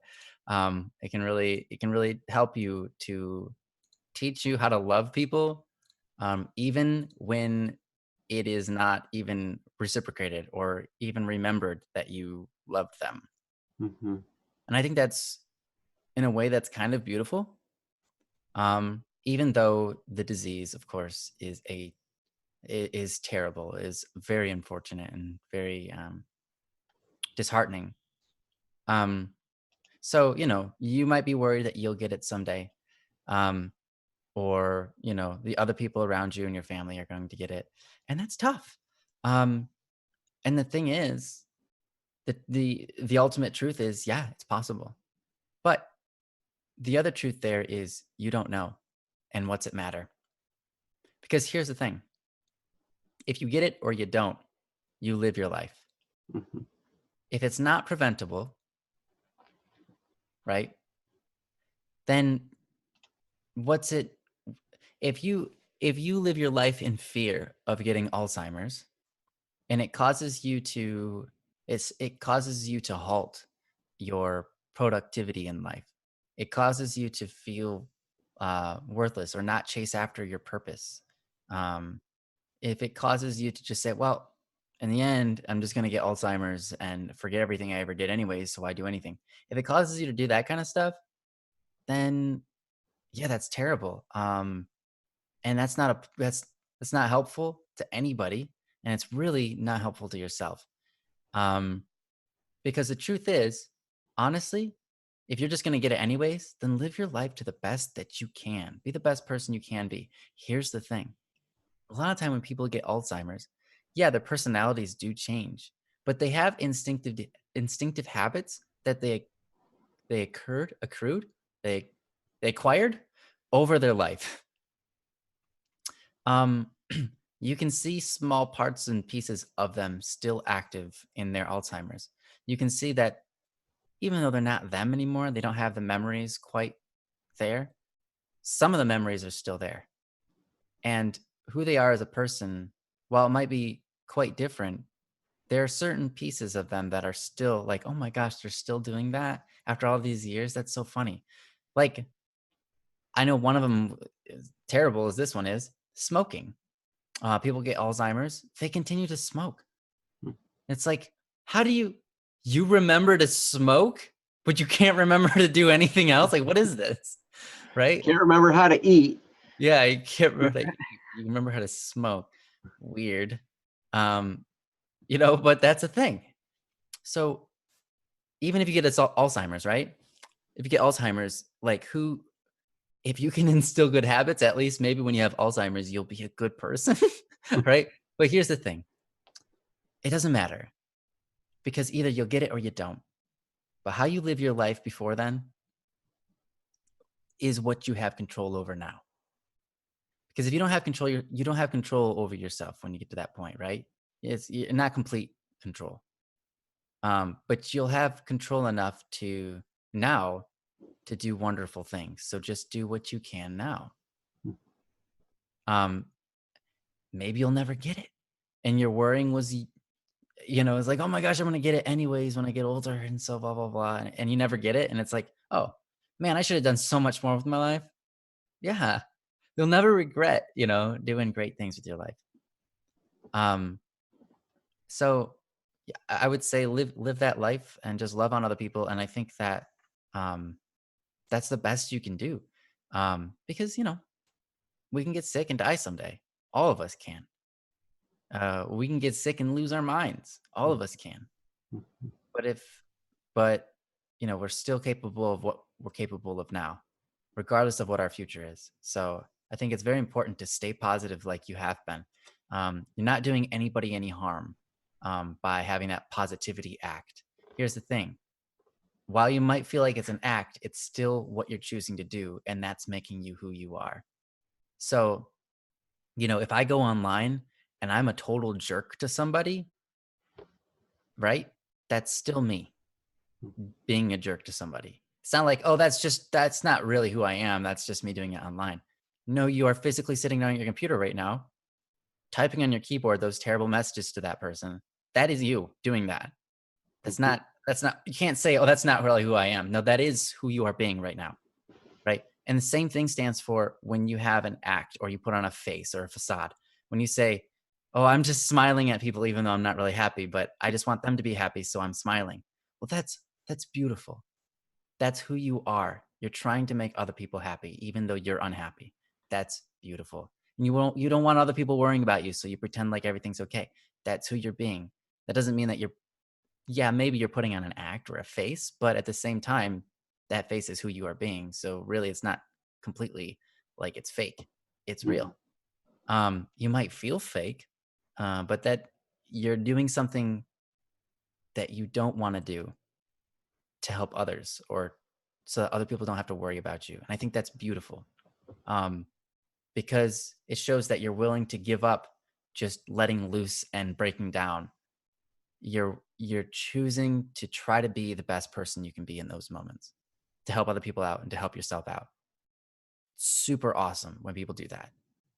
So awesome when I see people doing that. And if that's what you're doing in this scenario, more power to you. I'd say keep it up. Yes, it is important to sometimes just let that out, talk to the people that you're close to, and just kind of let out that steam and be honest with people about this sort of scenario that's going on. But don't let yourself go. Stay strong, um, and keep on doing that. But yeah, that's what I got. Thanks. And thanks for the comment. I'm looking forward to see what Joe has to say about it. He has more experience in this than I do. So, Maybe. I don't know. My experience is limited. But yeah, Akil has just posted. My late grandfather also had it, and he was also deaf. So every time we met, he'd talk about his secondary school. It was one of the reasons I go to school. I was desperately struggling to feel the joys of his memories from school.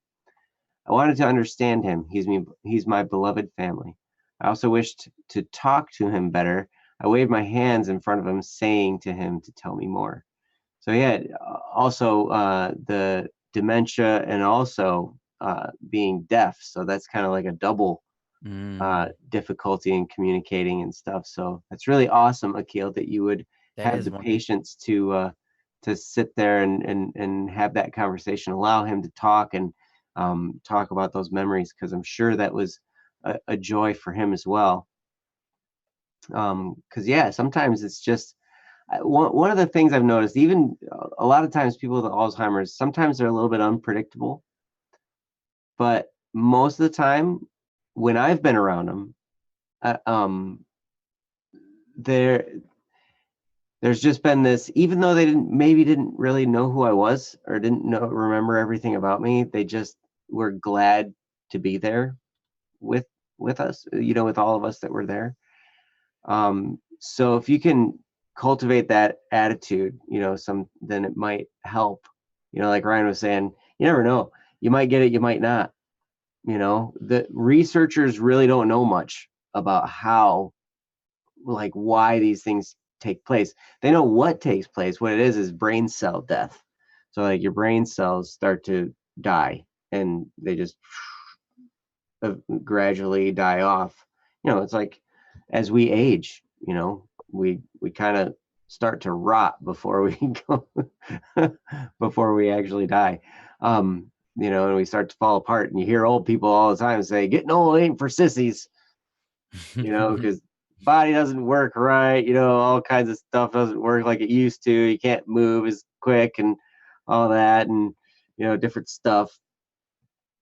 And that's very true. In fact, at martial arts, when they're teaching us how to be instructors, they always say, okay, you've got this one exercise that you're doing with the kids, but when you have adults in your class with you, you need to do a modified version of it that's easier, because you don't know that that parent might have some kind of physical ailment that they're dealing with, that they can't do the thing. You don't want them to hurt themselves.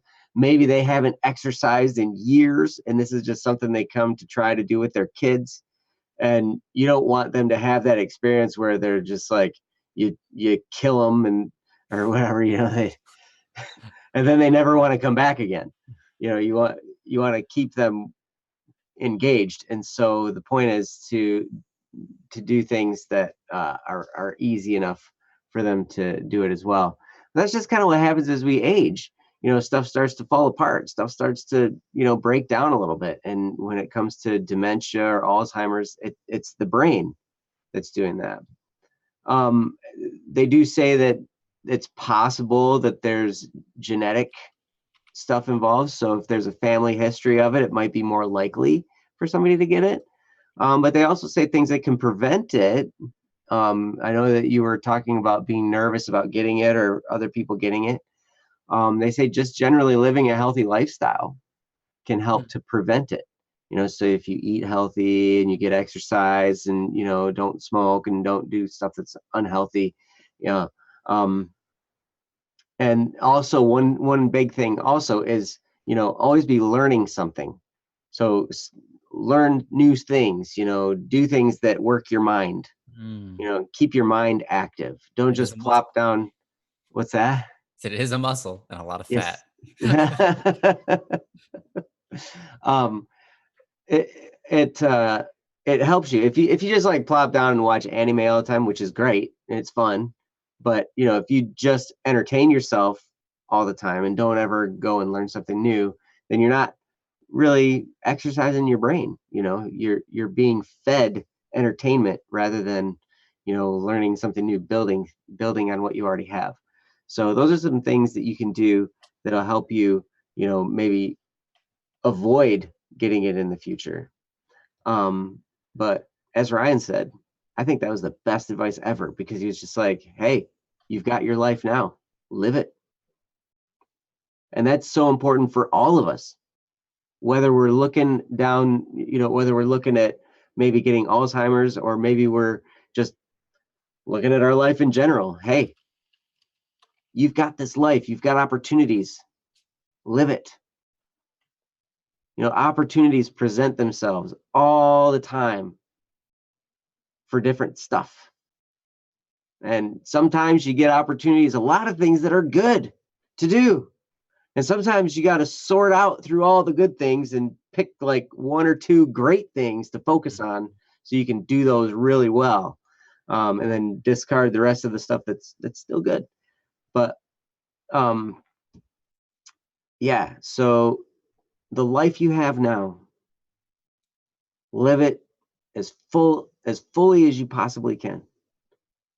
Be healthy, do things with other people, love other people, and, keep your mind working and always be learning something new, always be discovering things, live in this world that we have.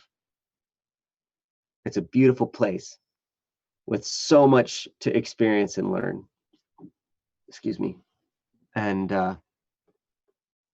then you won't have to worry about it, because if you do get to that point where you do get a degenerative disease like that, you will have lived such a full life by then.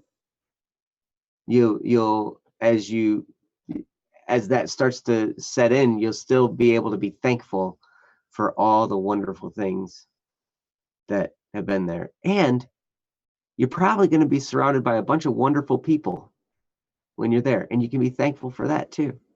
There's always something to be thankful for. There's always something we can do. And yeah, like Akil, who is giving his was it grandpa? Yep, his grandfather the opportunity to talk and all that stuff, and you know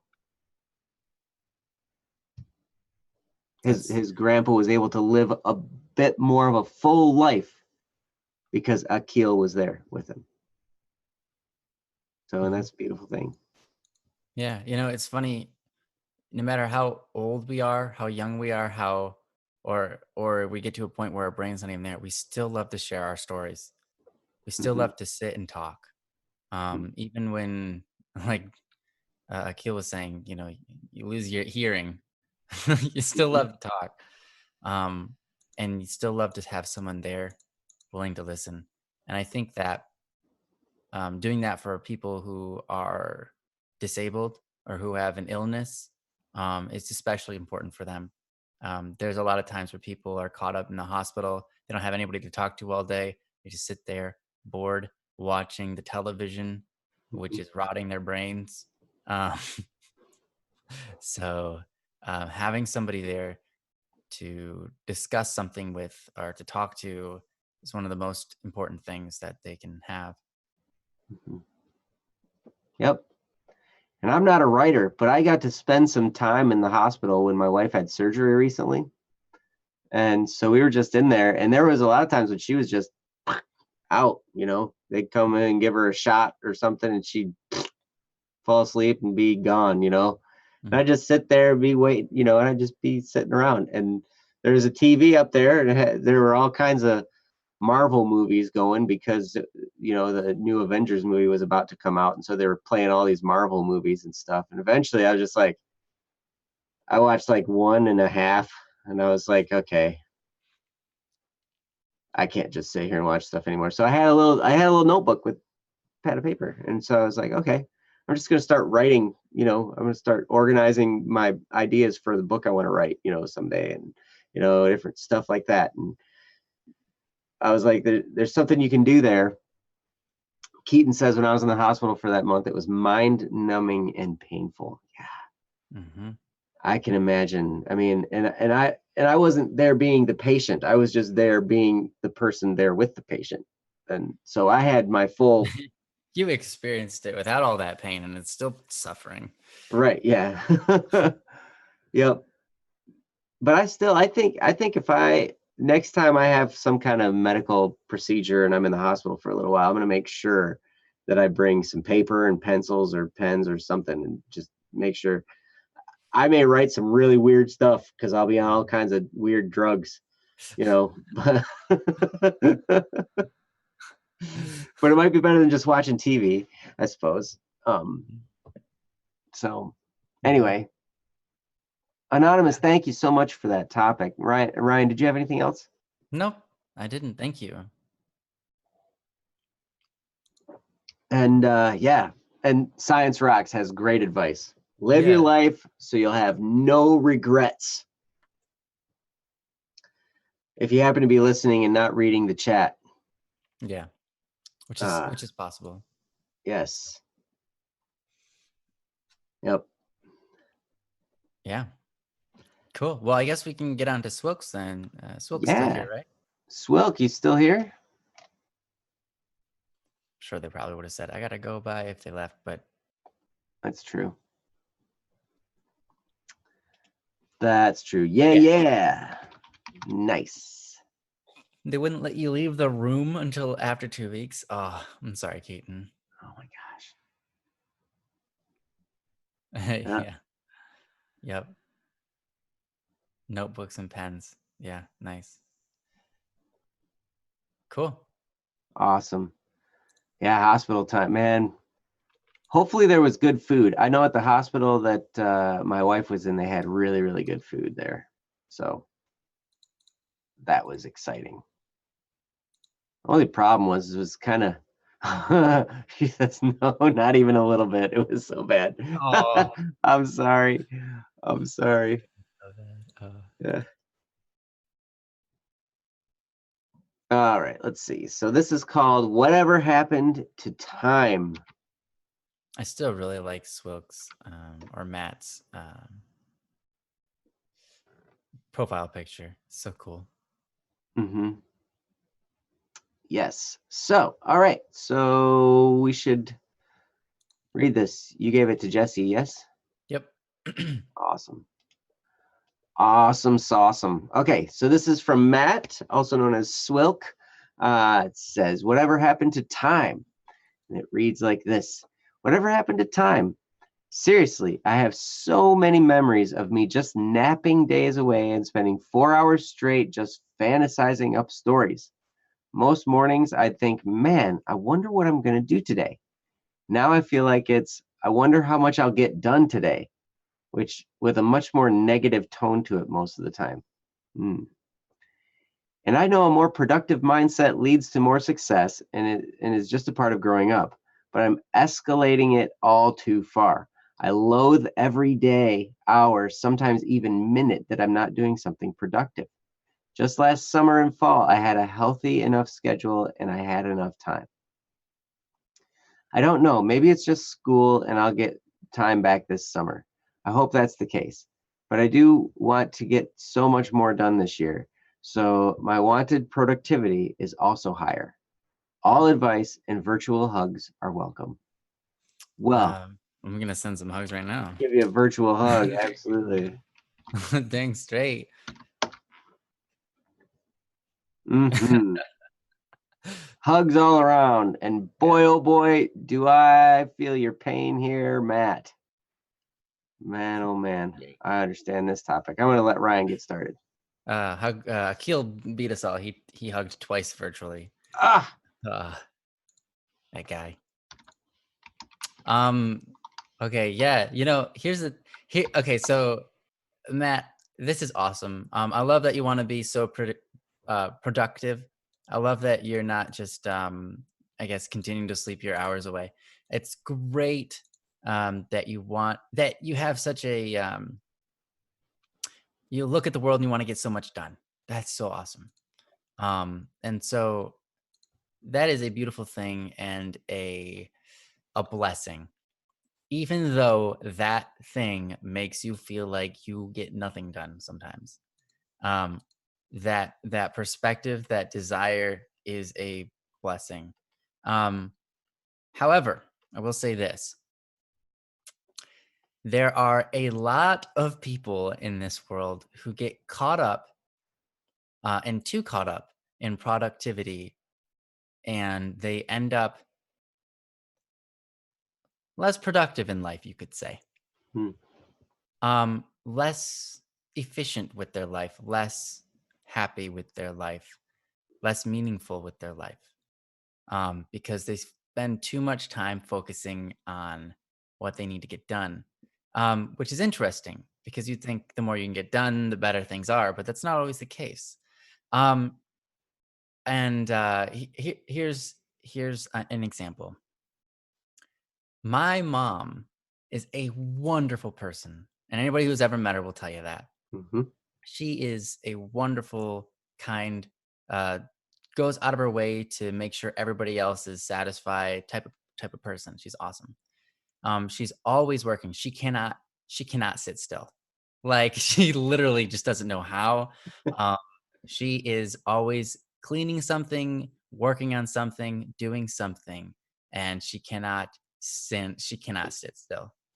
Um, and it's funny um, because like sometimes it's a point where it's like she can't even sit down and have a conversation. If she's having a conversation, needs to be doing something. Um, and and and and you don't want to get to that point, I think, and she knows that. Here's what she struggles with. She struggles a lot when it comes to praying or being alone or having moments where she literally has nothing to do or nothing she can do.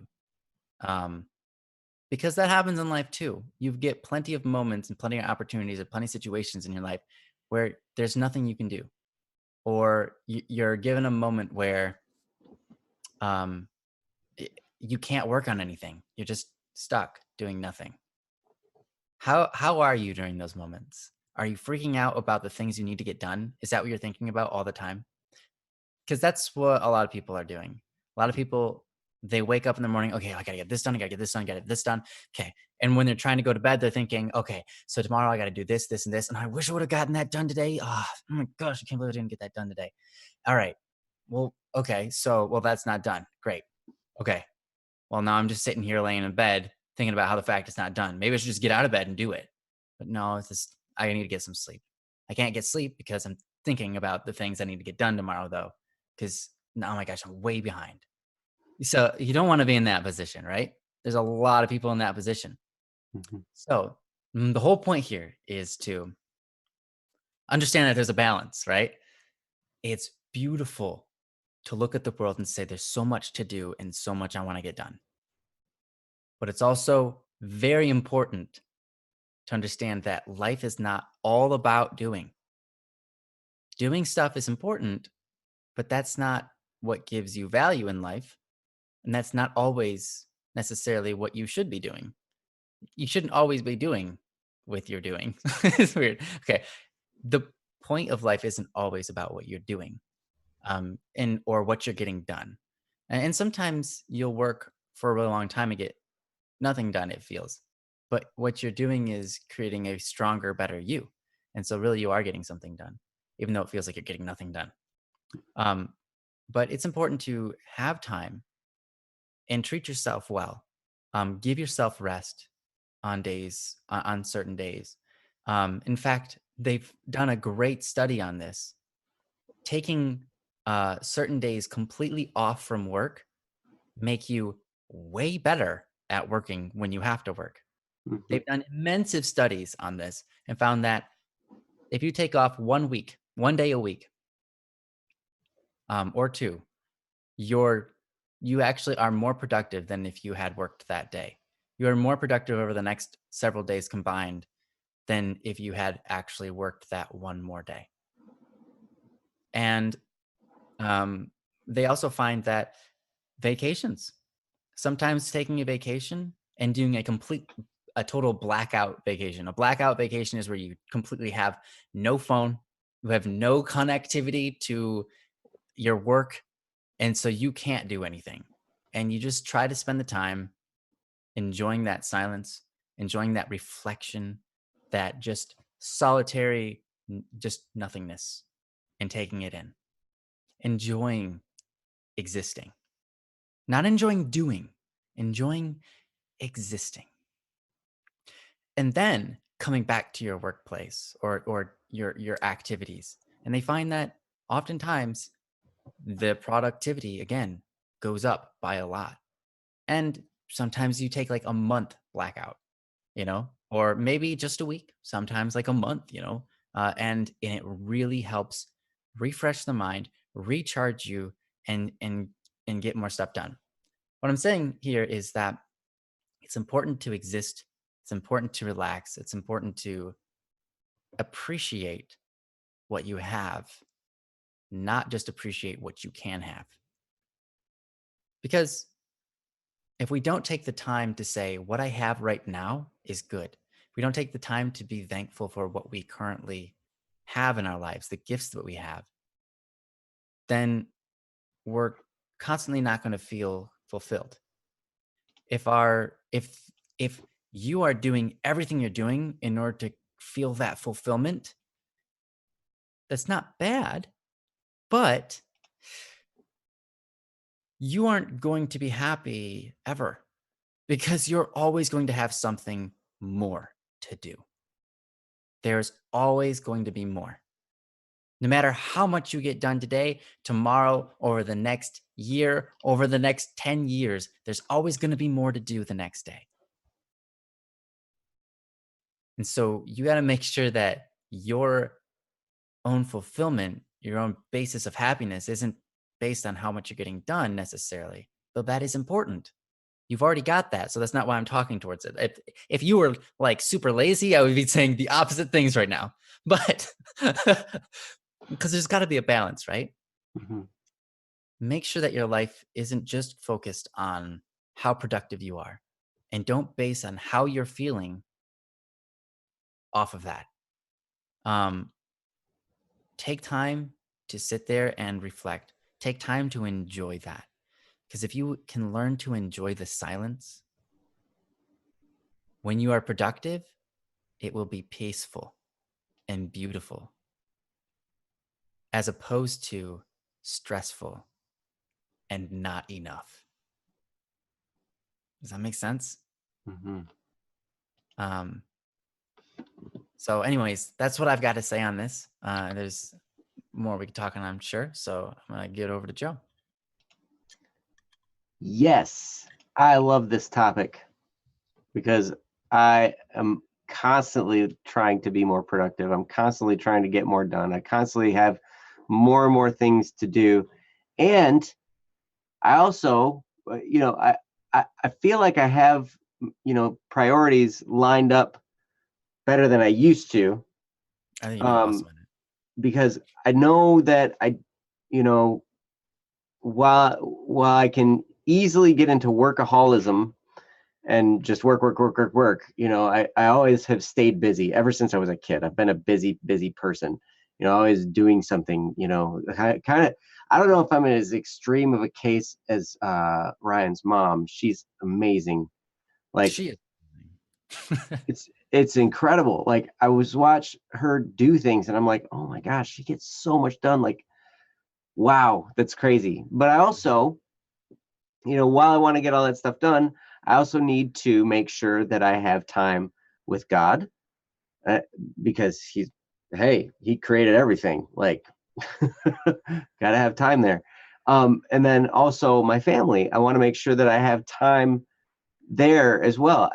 I hear, I've heard and read so many stories of regret. We were just talking about don't regret your life, and so much regret when people, spend their lives chasing productivity and goals and work and stuff like that, and they totally neglect their family. Hmm. And at the end of their life, they regret that so much. And I'm like, you know what? Even though I'm not in a position financially where I can stop working, I don't know if I'll ever completely stop working, but my Okay. work will be different. Like the um. Anyway, this could easily turn into a financial talk, and I don't want to do that. Fair. So if we want to talk that another time, we can. But this is about productivity. I'm going to give you two books that you guys have all heard me promote before. Here's the first one. This is The Miracle Morning.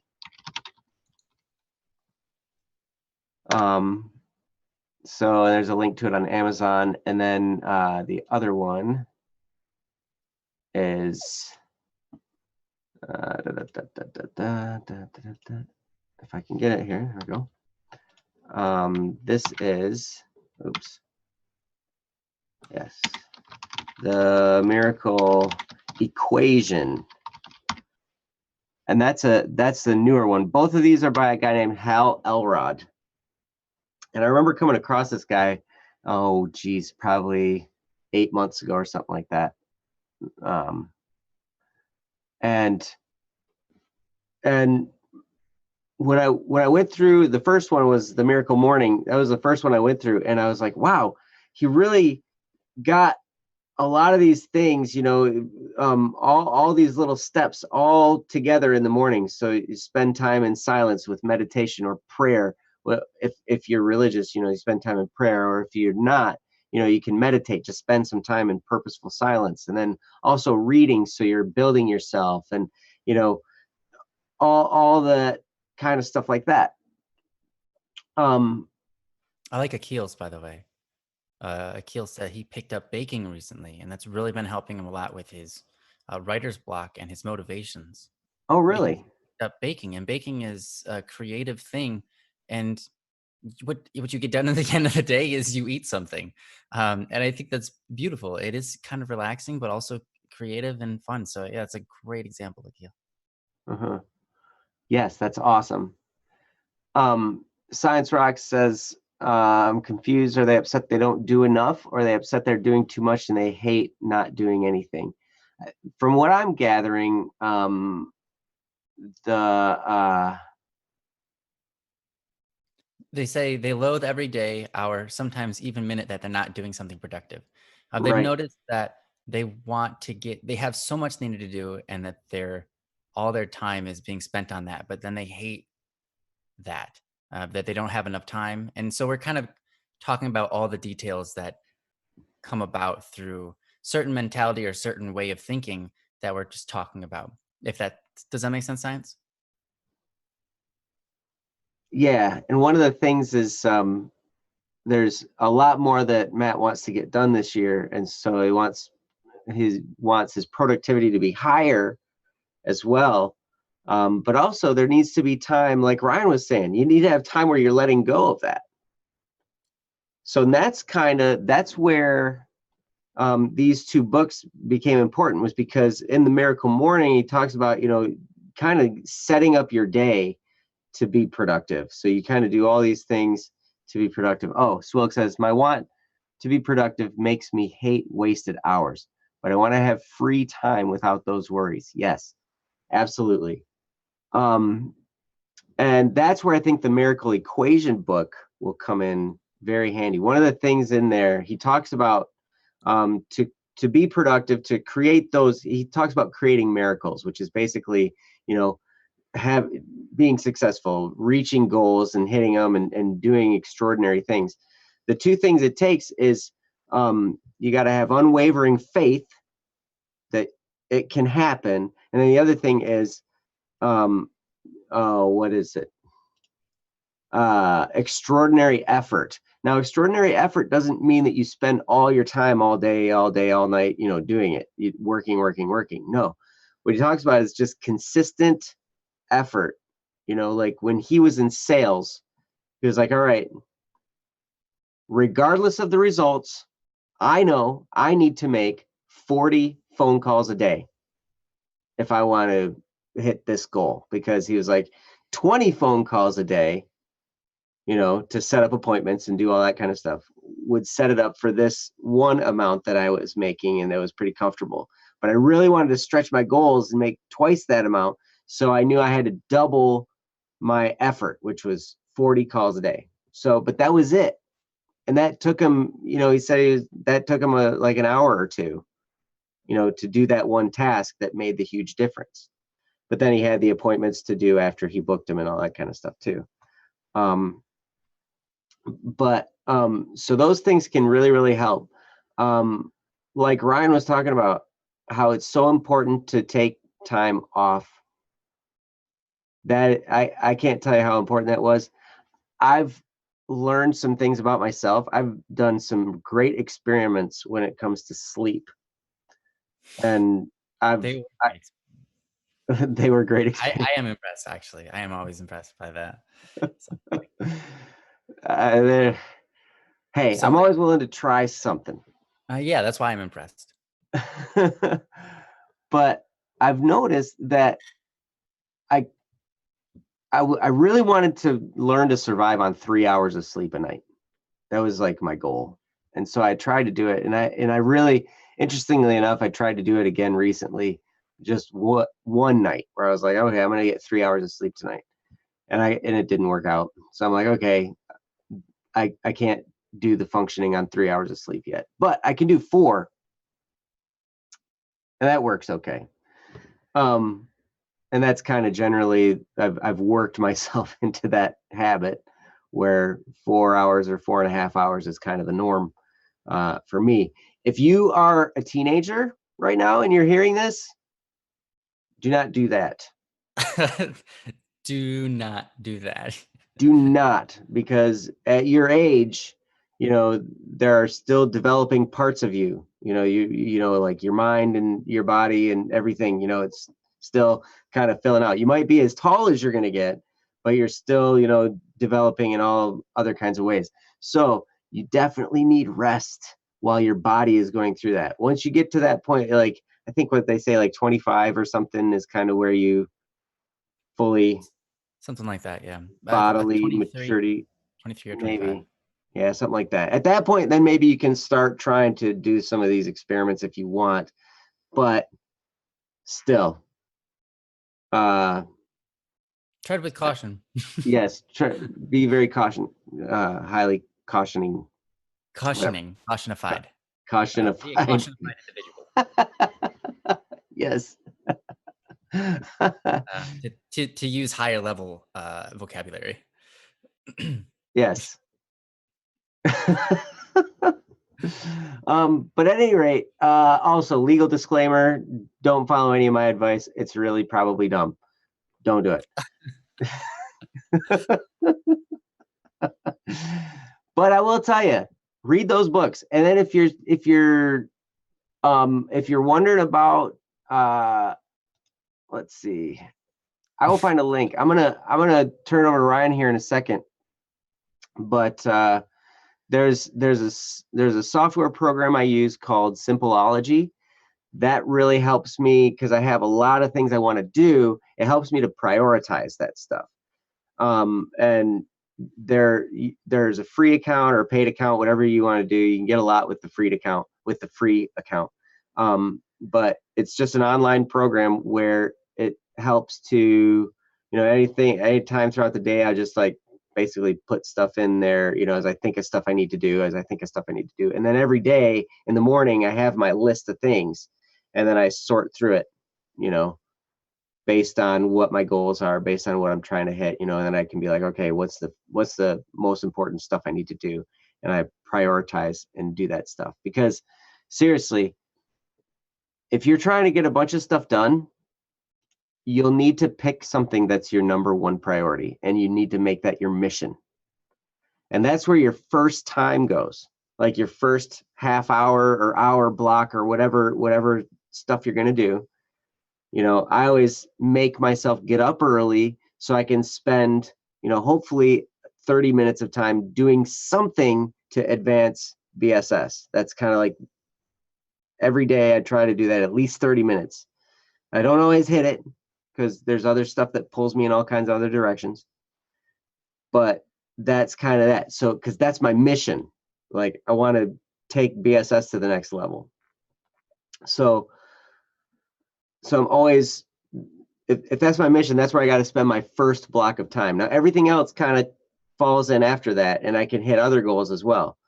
But as far as being productive, check out those 2 books, and then I'll grab a link for Simpleology, and I'm going to let Ryan talk here. So Joe wants me to say something, but I don't really have a whole lot to say. say So I think something. on the fly. Say a bunch of things. What are things that you can do to, of course, to be productive? There's a lot that you can do there. I think what Joe is talking about can help a lot. It's kind of like organizing yourself, and then following that step-by-step process gets you farther. It helps you become more productive for sure, because you have a plan, and you can just follow that plan, and it makes it easy. But then how do you step away from something productive and still enjoy yourself? And I think that relies on something very important, and that is how you see reality. What's your perception of the world? Is being productive what the world is about? Is that what you're about? Is that why you exist? Hmm. I think if you consider your life and you say, my productivity is my value, then you're going to hate not getting something done because you're going to feel like you have no value, like what you're doing is pointless. Mm-hmm. But if you understand that your existence and your value is not based upon your productivity, and I think a great image of this is we just talked about people with Alzheimer's, right? Think about them. Do they have no value because they can't do things? They can't really be that productive. They don't have the mindset to focus on something and actually get something done. So, do they have no value? Are they just worthless human beings? Mm-mm. Absolutely not. There are societies out there are civilizations that still exist today, but were more prevalent in the past, where you get to a certain point in your life where you can't do those things anymore. So they just kill you because you're not worth the resources to feed and keep alive, because your value is basically your productivity for the government or for other people around you. So you can't do anything for them. I guess we're just going to cut off all the food and let you die. That's terrible. Mm-hmm. That's terrible. That's not right. And I think that's how you have to look at yourself sometimes and say, my value as a human being is not based upon how much I get done today. Because if you fall into that mindset that it does, then you not only are you going to hate when you are spending time not getting things done, but you're going to hate yourself always because you can never get enough done Mm-hmm. in life. You're always behind. I'm sorry. It's just how it is. You're always behind. There's always so much more that you wish you could have gotten done. Mm-hmm. You're like, man, I should have gotten that done. Like, man, that should have gotten done like a year ago. you know, Mm-hmm. um, yeah, that's just how it is. So it's important to how do you take yourself from one side to the other? And I think spending more time exercising the mindset. Spend more time exercising the mindset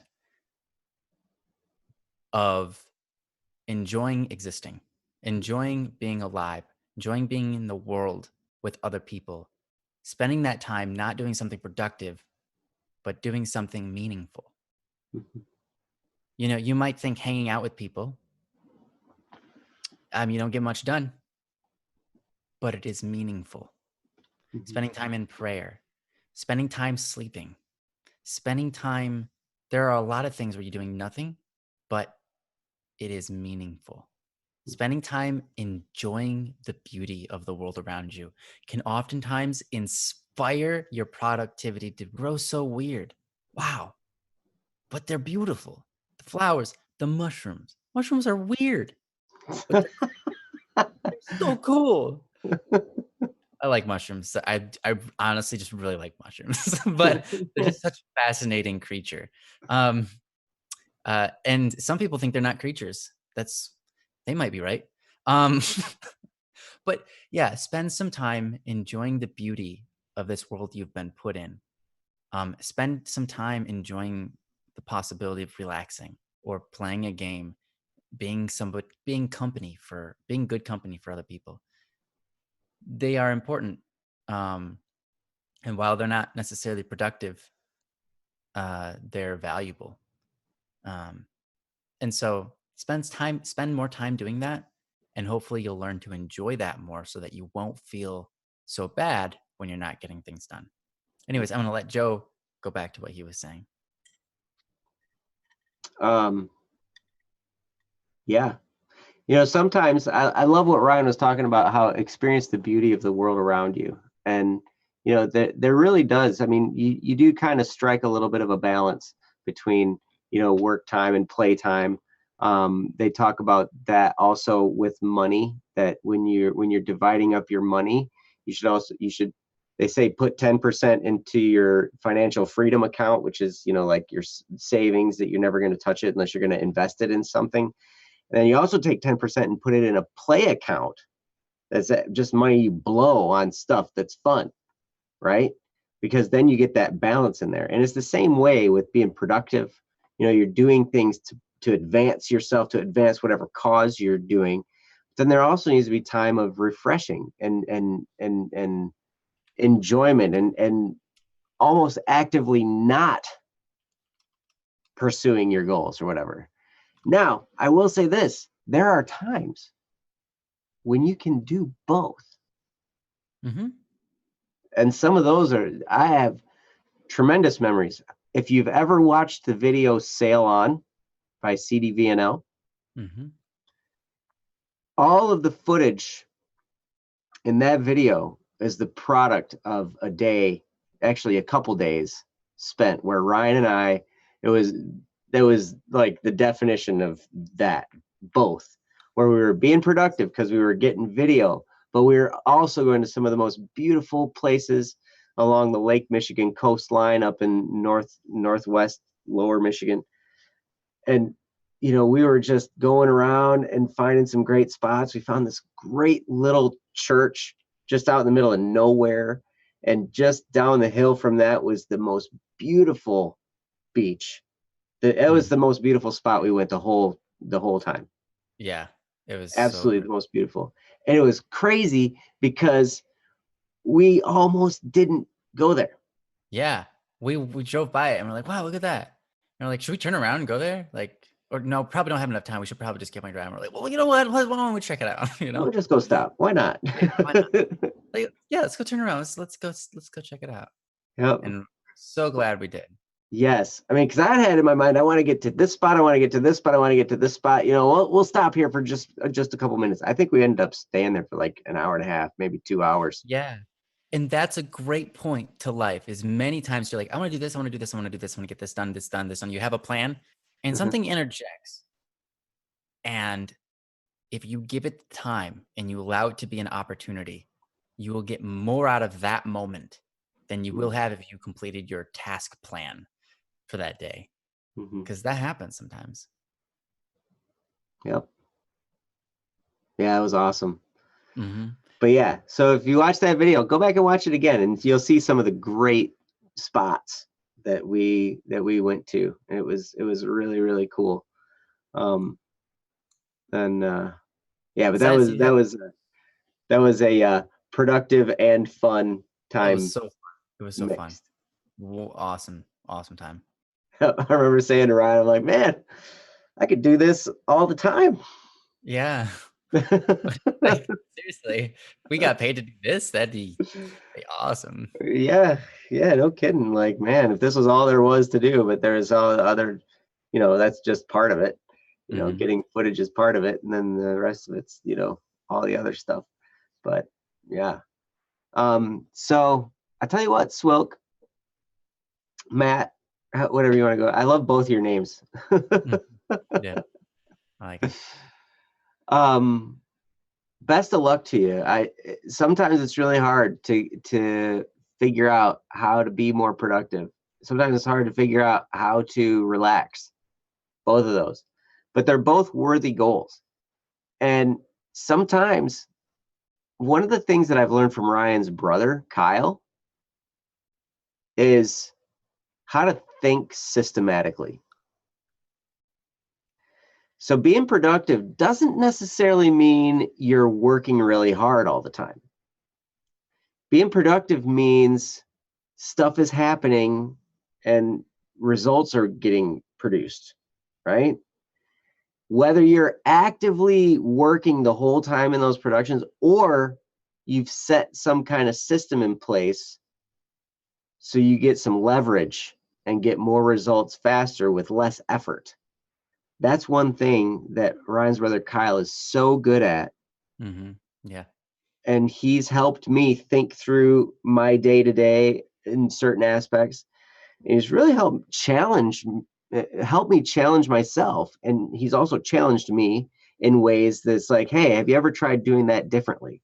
Have you ever tried doing this another way? And I'm like, well, no, this is just how I've always done it. And then it opens my mind to think, if I did it this way, and then this way, and then this way, and then that might be different. And for a long time, I was scared to try those things because what I would do is if I would be like, oh, if it doesn't work, then I'm an idiot. Really? That's a bummer. It was like, no, if it doesn't work, you figured out what not to do, you know, and so you can change it the next time. Like I'm figuring out my breakfast, and right now I'm doing experiments to figure out my breakfasts and how I'm going to eat the food I eat for breakfast, and then when I'm going to take my vitamin and glucosamine, because certain orders that I do things in, it gives me an upset stomach. So I have to like do things in a certain direction. So I'm experimenting different ways to do that and then fit it into my morning and stuff. But Yeah. I don't know. Yeah, Systems. no, Kyle actually is brilliant. He challenges work systems all the time to make things faster or more productive, and it's incredible.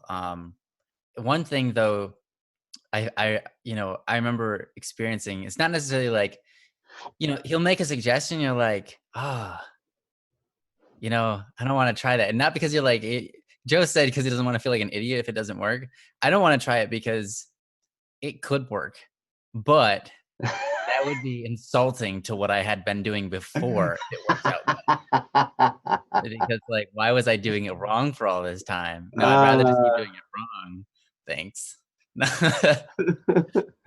you fell in But love no, with your old way of doing it. yeah, no, it's because a lot of times it's just so much more comfortable. Like, you get into a habit of doing something and you're like, "I can do this so much faster than trying to figure out a new way of doing it." But there are also many times where you're like, "You know what? That's true, but if I get in the habit of doing it this other way, that has potential of becoming faster than what I'm doing now and can be worth um, learning that new system." And Mhm, so keeping an open mind to new ways of doing what you're currently doing is very important and mhm, can increase how much you get done throughout the day. Um, just by changing the order in which you do things or adding something new to the mix that gets two things done at once, or creating a program that can kind of get things done for you, even if it takes like 2 weeks to make it. It might save you over the course of a year, an entire month. Things like that. So yeah. But you can do it, Matt. And I'll tell you, be gentle with yourself and be forgiving with yourself as you go through this, because everything, as you're trying to figure it out, you're going to make mistakes. You're going to find better ways of doing things. You're going to find worse ways of doing things, and just be willing to laugh at yourself. Be willing to tell yourself, wow, I can't tell you how many times I've told myself that was kind of a dumb idea. And then I laugh at myself, and then well, let's try it a different way. I just figured out a way not to do it. So yeah, I think it's important to experiment. A lot of times when we play like a video game, we do the stupidest things in the video game on purpose, because we're like, I want to see if I can do that, right? But in real life, we're like afraid. We're just afraid. We're like, I don't even want to see if I can do that. It's like, why not? Yeah, Experiment a little, enjoy it. like in Minecraft. Yeah, like in Minecraft. Like in Minecraft. Yeah, I want to build a thing that's like 270 blocks high and then jump off it. Yeah, see what happens. Ow, that hurt. Game over. Okay. Well, let's try again. Well, try again. That didn't work that time. Let me try it again. No, it worked just fine. That's how you. Okay, okay, never mind. Go for it. Okay, yeah. No, obviously there's an extent to where you don't want to do something that will severely injure yourself. Right. Yes. But to have that experimental attitude and not feel shame for like realizing, oh, you can't do that in this game, or oh, you can't do that in this life. It just doesn't work. That we tried that, it didn't work. There's no shame in that. It's just a learning process, and it should be celebrated that you even tried. So, yeah.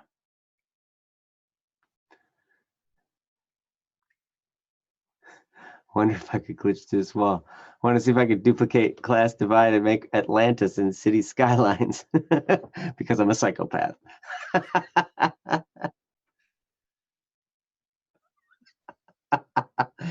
Running into the wall over and over and over again. Yeah. Oh. Yep. Actually, that literally, yeah. Done that. Maybe I run into this corner at the right angle.